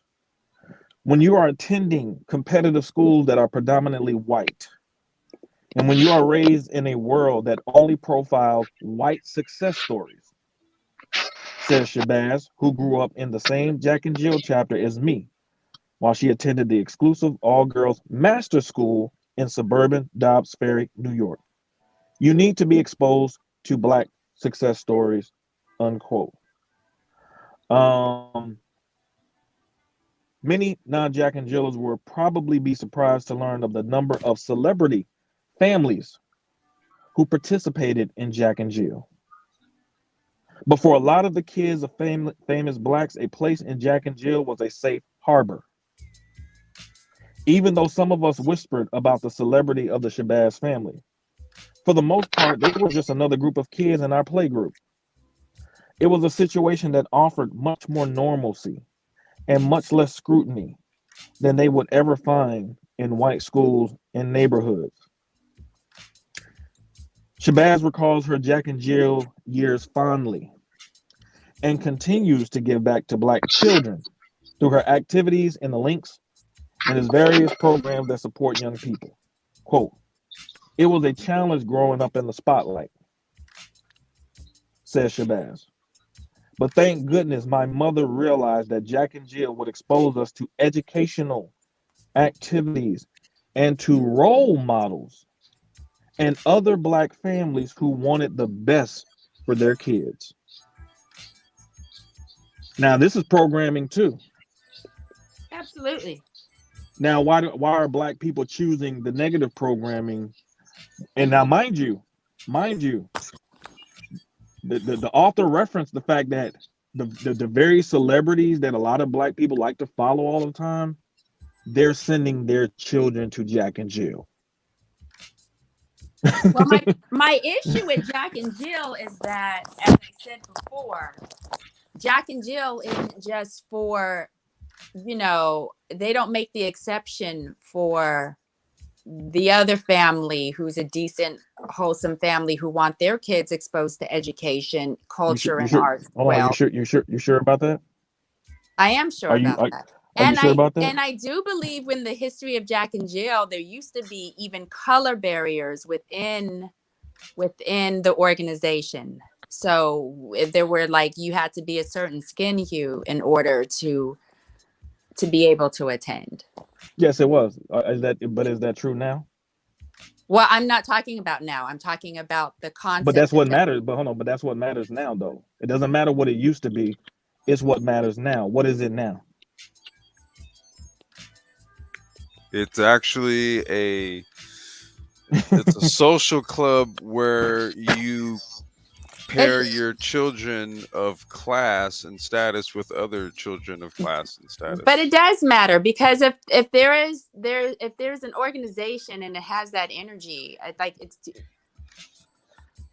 don't know. It's like, do you want to be a part of that? Hold on. Are we going to sit here because once again, here, are we going to sit here and act like dark-skinned black people have never used colorism against lighter-skinned blacks? Are we making that argument? That honestly, has nothing to do with what I'm talking about. Hold on, you brought it up. I'm talking about elitism. Yeah, I'm talking well, about wait a minute. elitism Wait within a the minute. black community. Hold on. But wait a minute. Isn't being of a higher class, isn't that kind of okay? Elitism and being kind of upper crust or higher class, I think the two are kind of intrinsic. I don't think you can. There's you can't be high class and not have some intrinsic elitism about you or exclusivity. Yeah, it's like yes, there it's all encompassing. That's why I'm like, okay, the problem is that I don't think you can separate the two, to be honest with you. You can't. I don't think you can separate the two. I think as you move up, because look, the fact of the matter is, and even when we were referencing their quotes, like a lot of people were making distinctions between basically saying that the middle class was an albatross in society versus, actually it's the middle class that needs to run society. But whether you're looking at two sides of those spectrums, there's an upper crust or an upper tier, right, that exists kind of agnostic to that juxtaposition, and because they exist agnostic to that, they are kind of elite. Like they are away from the fray. It just kind of is. Okay, let me read something. Let me just read something from this book because I just think this is really important. Can I just respond to that real quick? Yeah, thanks. I just think that we have to be mindful of the ideals that we embrace. And absolutely. There we can have a world, and it's possible, when we start caring about other people, and you can bring other people into the fold. It doesn't have to be I just think we have to connect more culturally and maybe look at other Black cultures, worldwide. I don't have any examples. I'm being idealistic. I'm going to admit to this, but I'm saying I'm being honest. Taye, forever the idealist. I'm speaking from my heart, but I just think that, like we have to be careful of what we're. Yeah, we got to be careful. What we're buying, the notions that we want to buy into and we want to associate ourselves with, and the constructs that have been created out there, and to just think about it, like I can find the value in Jack and Jill, and I said that, but I also see another side to it that I'm not cool with, and I'm, so I'm just saying, like the very construct of Jack and Jill, who were they patterning themselves after? Well, okay, well then, I say you pick from things that you like, discard the things that you don't, tailor it to suit your needs, right? I don't even think that, because Ryle just mentioned there was a past paradigm where there was like a color construct, right? Not so much today, right? But even as it exists today, does it could it improve? Could it change? Could it be more better suited, right, to kind of fit the current times? Of course. Can you take that as a template and create something different? Of course. That's why I'll never really sort of limit the options that we have to elevate to something that's pre-existing. Things that are pre-existing are just, you kind of springboard off them. You use them as inspiration or something, or use them if it works, right? But I don't think that legit Jack and Jill's the only issue.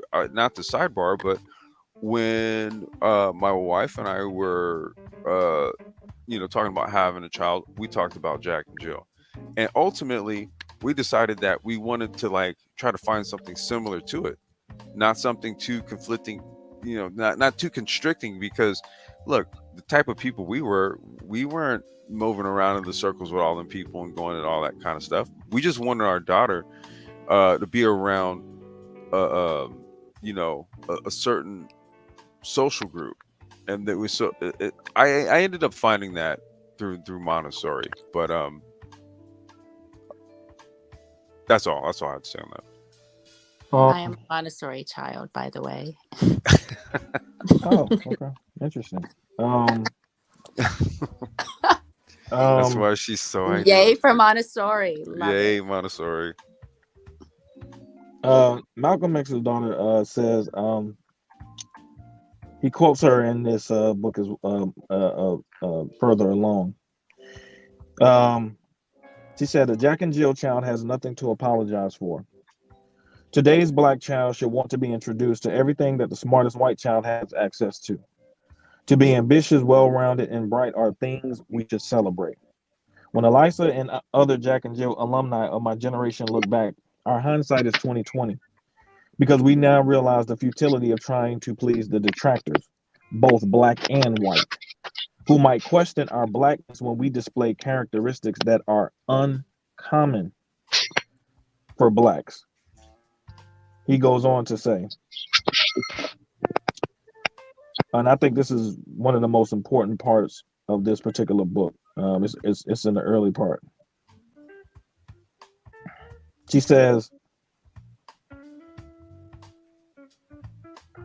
no, I'm gonna go to what he said, and then I'm gonna reference her, because I'm gonna acknowledge what you said about the light skin aspect. He said, because the organization's original founders and many of its subsequent leaders were light-skinned professional blacks with money and position. Some detractors still sound quite credible when they accuse certain chapters today of choosing their membership only from light complexion, well-educated, well-to-do families. That accusation is often fueled by individuals who have been unable to gain admission, or by those who simply ignored the fact that the group has become far more diverse over the years. In fact, these detractors have failed to notice that some old guard blacks are distressed that most of their elitist traditions have been eradicated from the group today. Quote, Oh, at wow. one point, unquote, unquote, a Jack and Jill mother from Atlanta admits, while standing in a Cleveland hotel lobby when I attended the group's recent annual convention, I used to be a little hesitant to tell certain black friends that I was in Jack and Jill, because in some parts of the country, it has this elitist reputation of only taking parents who are professionals or socialites. You know, the doctor, lawyer, high church, high yellow, Episcopalian crowd, unquote. I nodded at the woman. She continued, but then I realized that what I was really apologizing for was this group's focus on shaping successful kids. I was embarrassed that I believed in ambition. And frankly, every other group, Jews, Asians, and other ethnic persuasions, values families and individuals that accomplish a lot. Why shouldn't we? This is supposed to be an elite group. And he responded and he said, I agree with you. I added, almost sure that we were on the same wavelength. And she continued and said, and I think we can simultaneously infuse Jack and Jill with a more diverse group of black people at the same time. If they are hard working and ambitious, who cares how wealthy they are, what their parents do, what they look like, or how big their house is? Like I said, were you sure about what you were saying? Have they not evolved? So now, so now, because this is now this is where the rubber meets the road. Now, since they've evolved from where they used to be, are black people stepping up to try to be in Jack and Jill? I declined. I was invited from my sons, and I declined. So I don't know. And Hey, but that's your choice, though. You we're made that fine. choice. Yeah. Well, you said Yeah, you made that I choice. don't think no, not no. I don't. I for me personally, I pride myself on building community. So perhaps I do my own picking. Not picking, but I feel like it occurs organically. Well, it can happen though. But Tiny, see, that's the thing. I don't need to be in Jack and Jill. I can walk through the world as I am, and I teach my children. My children are confident, and they can go in any circle and hold their own. Well, that's the whole thing, though. The whole thing is that it So it doesn't have to be a jack. Like it doesn't have to be legit. That it literally you take the framework, right? You see, so you go, okay, even if it's not a Jack and Jill thing, right? That's why I said, okay, well, I looked at it. I made it correlative to Montessori, right? Because the group of kids that she was with from early on, and all of these kids were amazing kids, and all of the parents, we all really wanted to try our hardest to kind of keep them together, right? Like throughout, a Montessori education. It's expensive as hell, and you know what I mean. And sometimes, relocation and move and all that kind of stuff. But it was that it was that those types of people, that type or class or group of people, even if it's not in something as structured as a J&J, it can just be a similar situation, right? Where it's either, it's classmates, the parents get together, um, you know, and so there's more of an intention to surround your kids around children of like mind and like parentage. It doesn't necessarily have to be in a structured environment. Like I said, my wife and I considered it too, and for us, we just said, well, we kind of like you. We're a little more we're freer, so we wanted to just make sure that our daughter was always going to be around the right circles.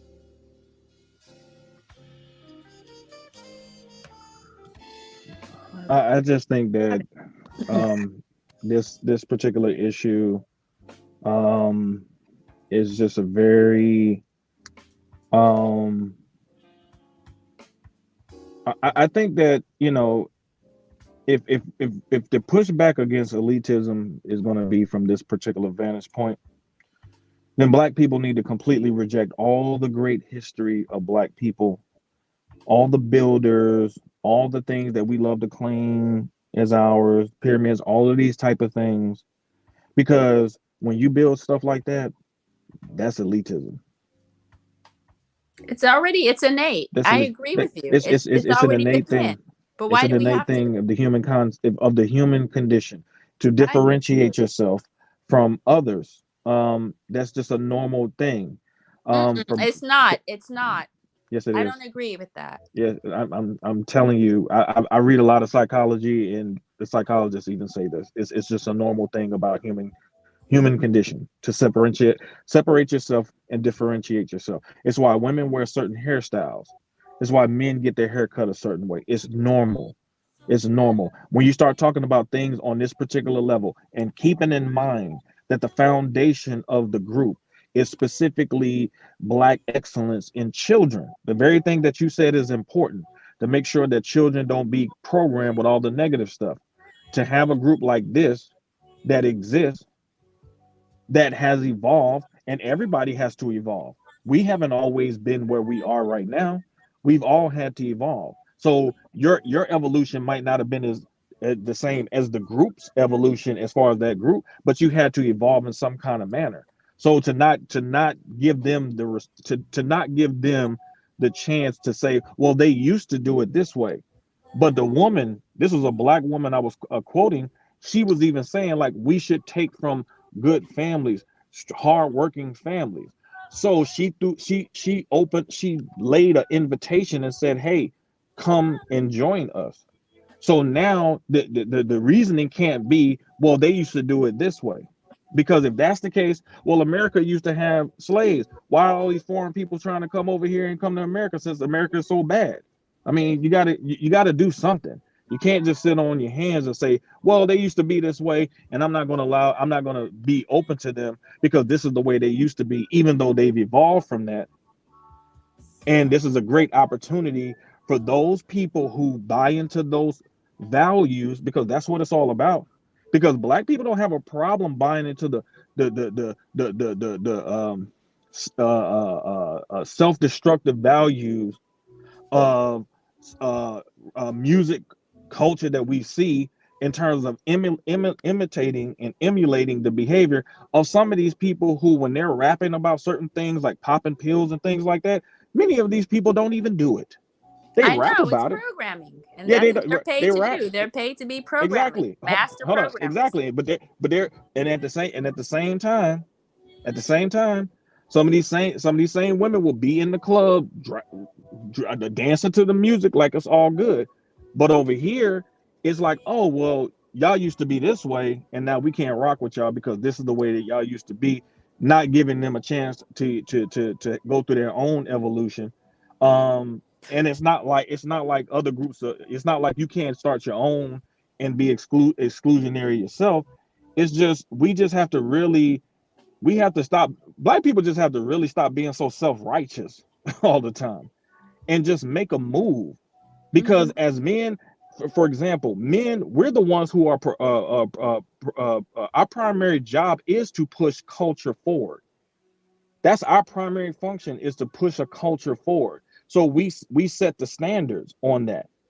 And so, but a lot of times, what we've seen in terms, especially in this culture in America, what you see a lot of times is women undermining the culture.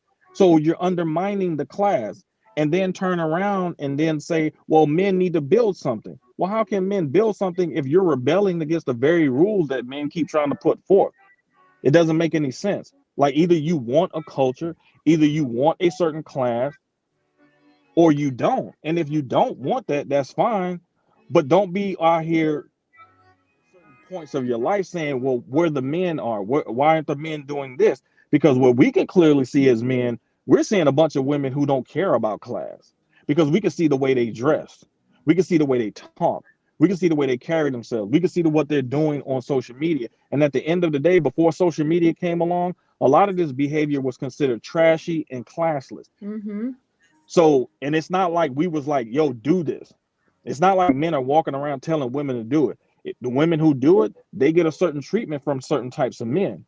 But if women carry themselves differently from a class perspective, they get a different response. If you can have a woman that's dressed in a very modest way, come down the street, men could be on the corner shooting dice, smoking weed, drinking beer, drinking liquor, and when that woman comes in a refined way, they'll try to hide that stuff from her. They'll be like, hey, man, push that to the side, man. It's a good woman coming down here, man. Y'all got to push that to the side. They'll speak to her and say, hey, sis, how you doing? But Yep. if you take another chick with booty shorts on, you know what I'm saying, coming down the street, they're not going to respond to her in the same way, because they don't value her like that, because she's a different class of a woman. She's carrying herself from a different class perspective.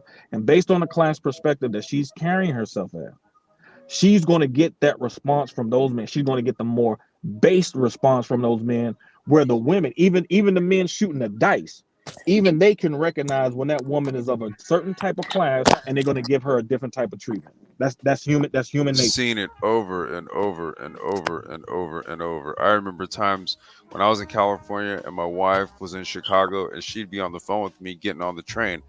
I hear dudes be like, "Hey, sister, come on over here." They get up and let her sit down.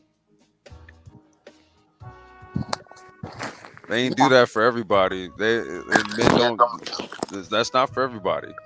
Men recognize. No, he's being 100%. Mm-hmm.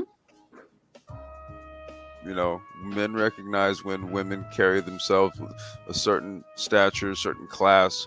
Then you get a certain treatment as a result. You carry yourself on the low end of the totem pole, you get just that, the low end of the treatment. And this is the reason why we've bothered to have this conversation here, talking about class. It could it be that how it is that we culturally like project ourselves out is reflective of the treatment that we receive? I just in my head I have a hard time seeing how it is that people who intrinsically internally conduct themselves in a high manner, and then that then crescendos outward into the things that they do in society, whether it's business or social engagement, all that kind of stuff. I don't understand how people who could do that could be demonized. Like, I'm talking about as a whole, as a cultural imperative. If you are just as a culture of good people, how the hell can people writ large see you as a demon to society? As I was telling the brother earlier, I was like, well, what media does is it magnifies shit. Okay, so I'm not getting away from the programming and what media what it's capable of doing and the effects that it has, but I'm saying that it has to have something to magnify. What But do they we? choose to magnify what they want to No, magnify. I'm saying we have to give it something to magnify. They But choose it. everybody has They things choose to it. Yes, magnify. yes. No, It's no. like they're the editors. Well, They yeah. they will choose what they want to magnify. Like the example again, going back to the hillbillies. But Like who's buying? there's kids on meth. There's white kids that are like methed out. You don't see any of that.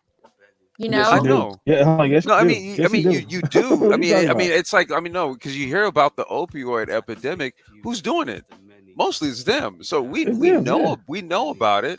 It's the difference. The difference here is there's, like I said, other groups of people, they literally have no problem with class distinction. They're like, None. hey, listen, the junkie class is the junkie class, and they will snub their nose and turn their backs. Right now, I'm not saying to be that heartless. I'm just saying they have no problems doing it. Meanwhile, what we do is we sort of embrace that junkie element. As why do you think just earlier we were talking Right. about like the quote unquote black experience? Right. Why is the black experience for a black person, why is it extraneous? Why do you have to uproot and go to some place, right, where I guess you're going to be doing something else over there than what you would normally do as a black person from where you're from? Because I guess over there, for some strange reason, you can't get the black experience, but something else is going to happen over here for you to get it. I wonder what that is. Right. Is it some sort of um elevated class situation, society that you're going into, or is this black experience that you're seeking something else?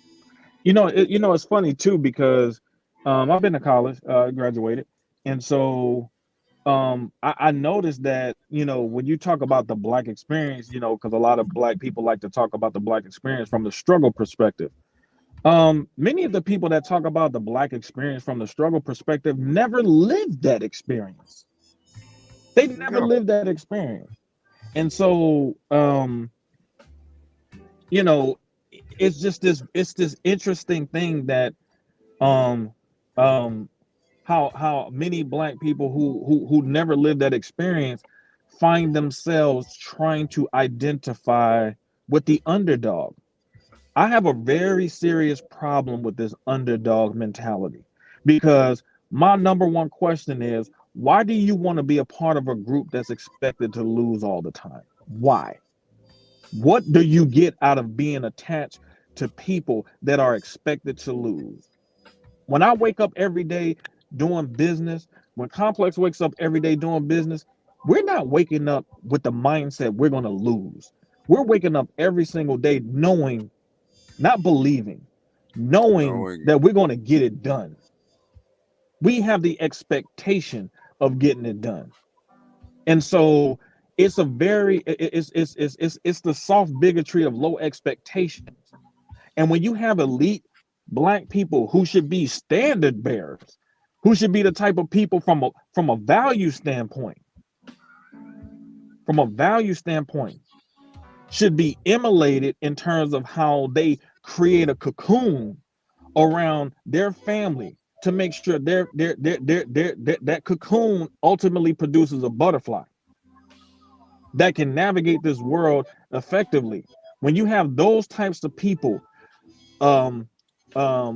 appealing to the lowest common denominator of black people, because these types of people have become the standard bearers for black people, that's a serious problem. That's a serious problem. Because if you notice in this argument, the types of black people who get the most criticism are not the black people who do the best. It's it's not the people who do the worst. The people who get the criticism the most are the black people who are demonstrating black excellence. That's the issue. That is the fundamental issue. And that type of identification, when you identify with that type of mindset, you open the door for those types of people to come into your family and your bloodline and literally destroy it. Like dilute and destroy They your will shit. destroy it. Even from the African perspective, there are tribes in Africa where a dude could deal with a woman from a different tribe. But if his family says you can't marry her because she's from that particular tribe, guess what ain't happening? He ain't marrying her. That's elitism. That's Wherever the Okay, white reasoning see, I is. have that's rebel blood because that's almost my story. I'm half Taya, you telling on Nigerian. yourself? No. I'm half Nigerian, and my grandmother was from another village, and my grandfather was the chief of the village, and he was not supposed to marry my grandmother. Wait, And what? yeah. Did you Yeah. ever tell me that? No, I never told you this. Oh shit. So the story goes, my grandfather said, I'm going to marry this woman anyway. And my grandmother didn't have a baby the first year that they were married, which was like, everyone was like, see, something's wrong with her. We told you, never marry a woman from another village. Oh shit. So they urged my grandfather to take his second wife. My grandfather had like 6 wives. Each wife had 6 kids. And my grandmother Salute to him. and my grandmother got pregnant with my father at the same time the second wife got pregnant, but my father was the eldest child. So I'm saying yes, that's true. But my grandfather was a rebel, so but they made him take a second wife because of that from the village. Oh darn. A second wife. But there were 6 in total, so yeah. Wow. That's my Yeah. story. Well, that's we learned something about Tai this evening. Hey, it sounds like some elitism to me. That sounds like elitism Tai to me. is she's an elitist yogi also. Oh, stop it. Well, you Yoga think for you're all all. that No, good. I want everybody to practice yoga. You know what? Everybody. We're gonna do, you know what? Tai, table this Black Health Talk. Okay, we haven't done one of those in a while. But we want to talk about the practices of things like yoga and Pilates and stuff like that. I think that's a worthy conversation. Agreed. And it's not even elitist. Well, look, we are at 2 hours and 15 minutes, and I've got work, and the kiddos got school and all that stuff. We want to get some last thoughts on this conversation. I enjoyed it. Yeah. And Tai, you did good for your first time up. Oh, why thank you. Okay, right. I just want Ladies to first. say before Ladies I first. leave, I enjoyed speaking with all of you and discussing this topic. Mhm. And I have to disagree with my friend about about the Sean John. And I thought it was brilliant, and I had so much respect for the way but I think there's a fine line. But the way that Russell Simmons was able to just be him, I saw it as he was able to be his authentic self and just like navigate the business world and show up as he was. I do think it's important to know what room you're in and to dress for the occasion. I love to dress up for all different occasions. That being said, um, lovely chatting with you all. All right. I appreciate you coming up. I'll shoot you a Thank call you. in the morning. Alrighty. Okay. Take care, everyone. All right. Okay, good Take night. care. Good night. Peace. Bye. You're out. Great show, man. Once again, shout out to the Black Brain Trust and all the people who stopped in and listen. Very spirited conversation, but a very necessary one. Um, it's interesting that she followed up. She talked about the Russell Simmons aspect. There's a London brother by way of Ghana named Oswald Boateng, Mm-hmm. and makes suits. I was watching him the other day on Bloomberg, and he was being interviewed, and he was talking about how he has incorporated a lot of his African culture in his suit making. He didn't even realize he was doing it, and he's dressed some of the most famous celebrities out here. People like Daniel Day-Lewis and Jamie Foxx, and Hmm. I think he did. The suits that they were wearing in the Matrix movies, he did those. And he talked about how putting on the suit, it just he sees the transformation in the men, like I think it went make one of the clothes as well, and seeing in the people the confidence that it breeds. Um, um,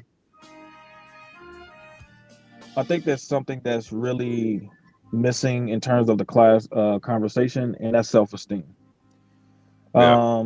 Self-esteem is basically having a high regard for yourself, and that's healthy. Even the great Dan Pena says that self-esteem is the foundation of high performance.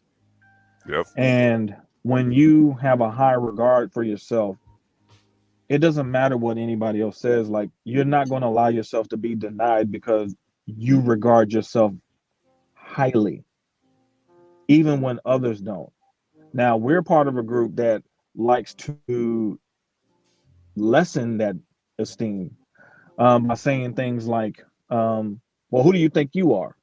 Which is a way to knock you down some pegs to make you not feel like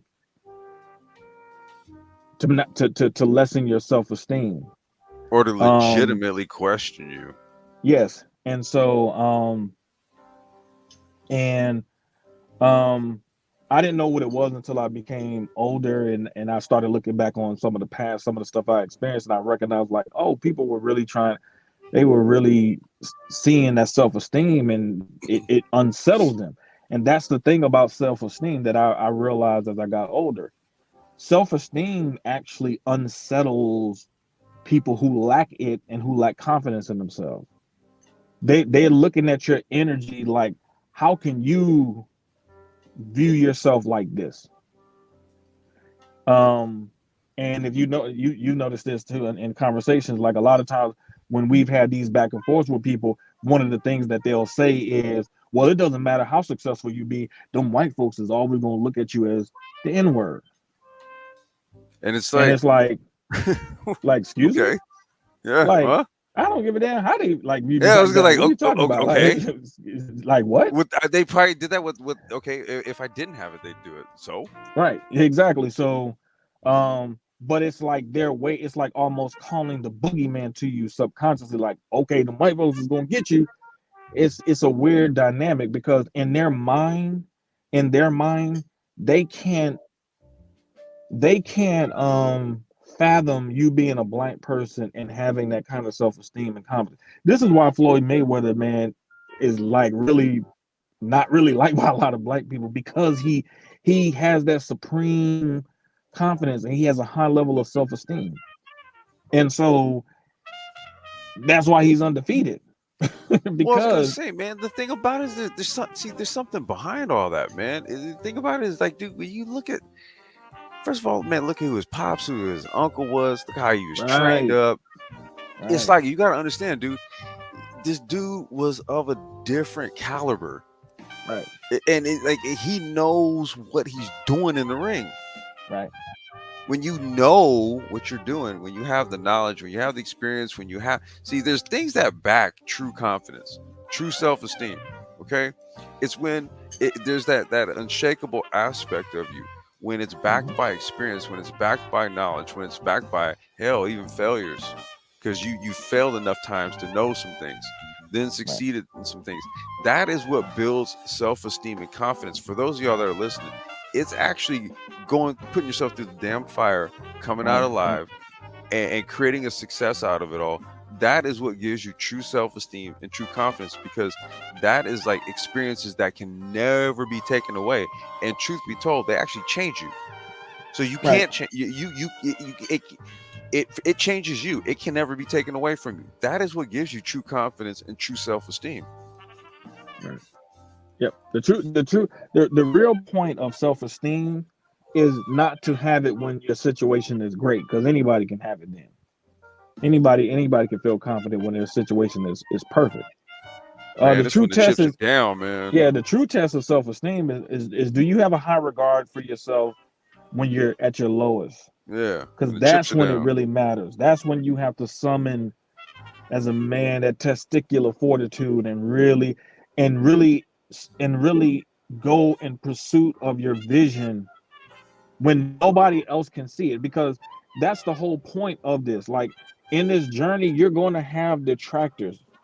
You are. But the detractors and your naysayers are only on your journey to test you to see if you really want it.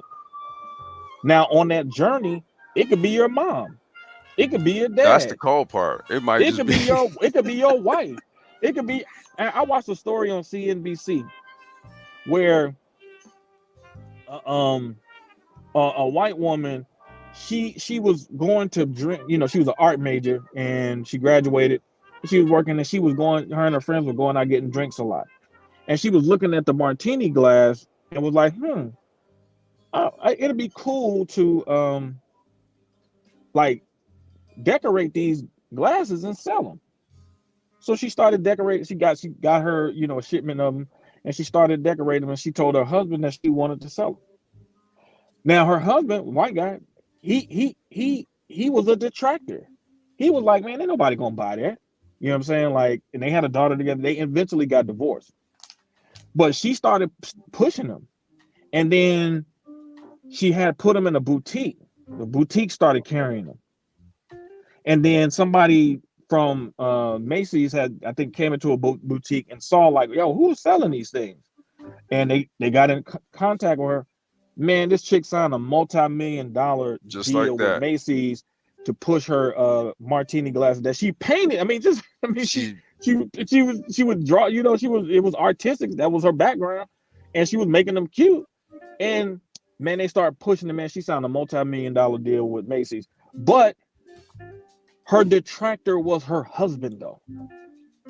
Her husband was her main obstacle, standing there, because she could have listened to him and say, you know what, you're right, baby. This ain't gonna work. And that would have been that. She would have gave up on it. But she decided to go beyond what he was saying, and eventually she divorced him, and she became successful after she divorced him. And I know he was kicking himself in the ass, like, damn, like I was the biggest he detractor, fumbled the and I was bag. negative. You know what I'm saying? He So fumbled the bag. yeah, he fumbled the bag hard, bro. So Which is that kind of weird to say as a guy. right. That's kind of I weird. think the chick who did Spanx, I forget her name, man. I think she was with if I'm not mistaken, I think she was with a. now maybe not her, but the previous story, like it just it's a microcosm of the journey. Like when you're on this particular type of level, like especially as far as business, um, and just anything that you're pursuing in life that you think is valuable to you in terms of, because the more you accomplish in life, the more it adds to your self-esteem and your confidence. You know what I'm saying? That's why accomplishments are so good. And so but when you have a class mindset, when you have a class mindset where you expect to lose because you black, man, you already putting yourself in a negative, because you're going into whatever you're going into with the mindset that you're going to fail. Like, you shouldn't even approach things like that. You know what I'm saying? And if you buy into this class consciousness that exists out here, because the truth of the matter is, let's keep it a bug. Let's keep it real.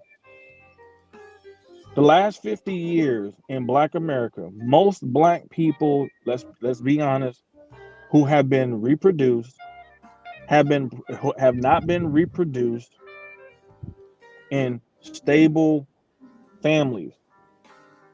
They have not been they have been either reproduced for a welfare check or child support check.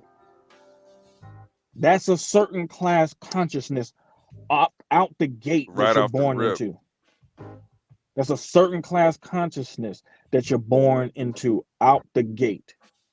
And you're going to have to make up for that once you become an adult.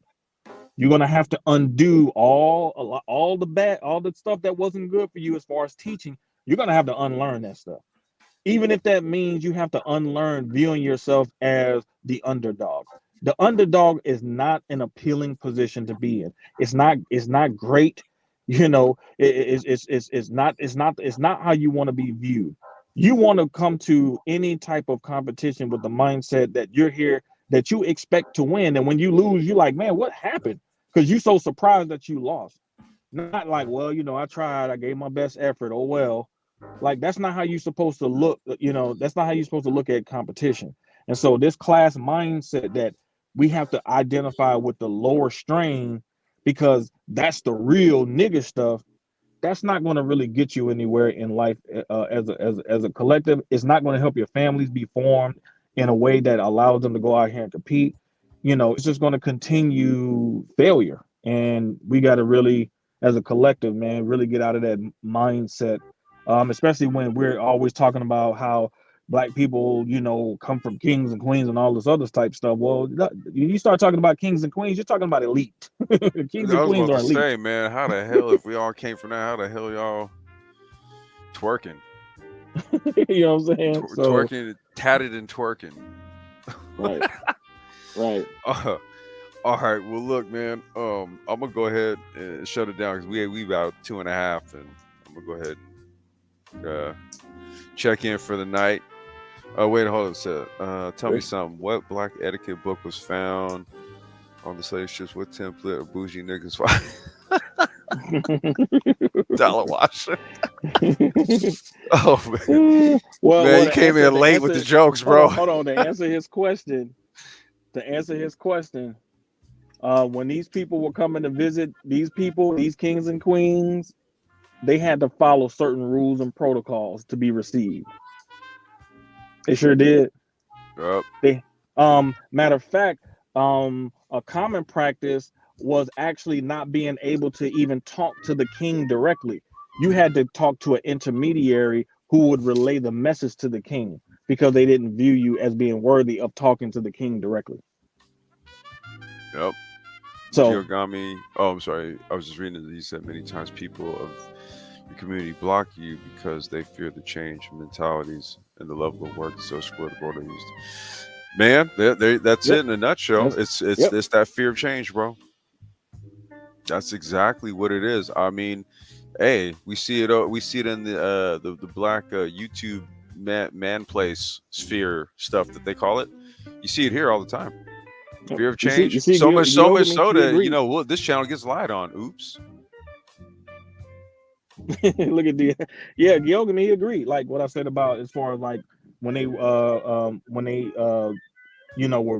meeting with the royalty, and coming through on diplomatic endeavors. they had to. There was a protocol there. Like you just didn't talk to the king like that. You know what I'm saying? No, you Like talk to you, Huey. you know what I'm saying? You had to talk to the Huey, man. You Like, gotta talk to all Huey. right, okay, what are you talking about?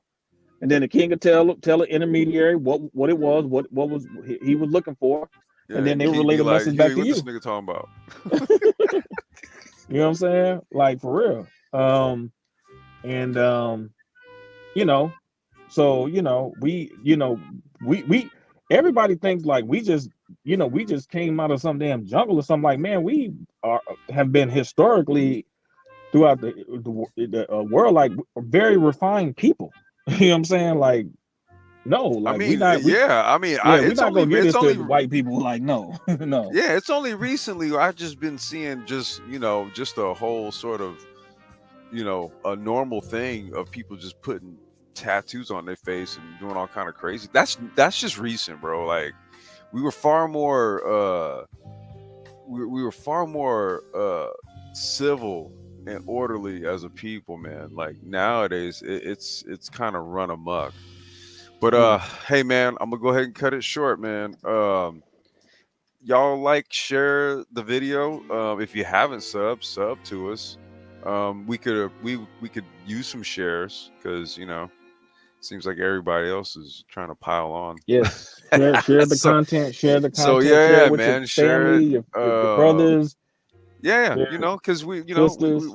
we on some high class stuff here. How about we end it out on that one? We're on some high class stuff over here, so you should No share doubt. this. No doubt. No doubt. All right, y'all. Y'all have a good one. Peace. Peace.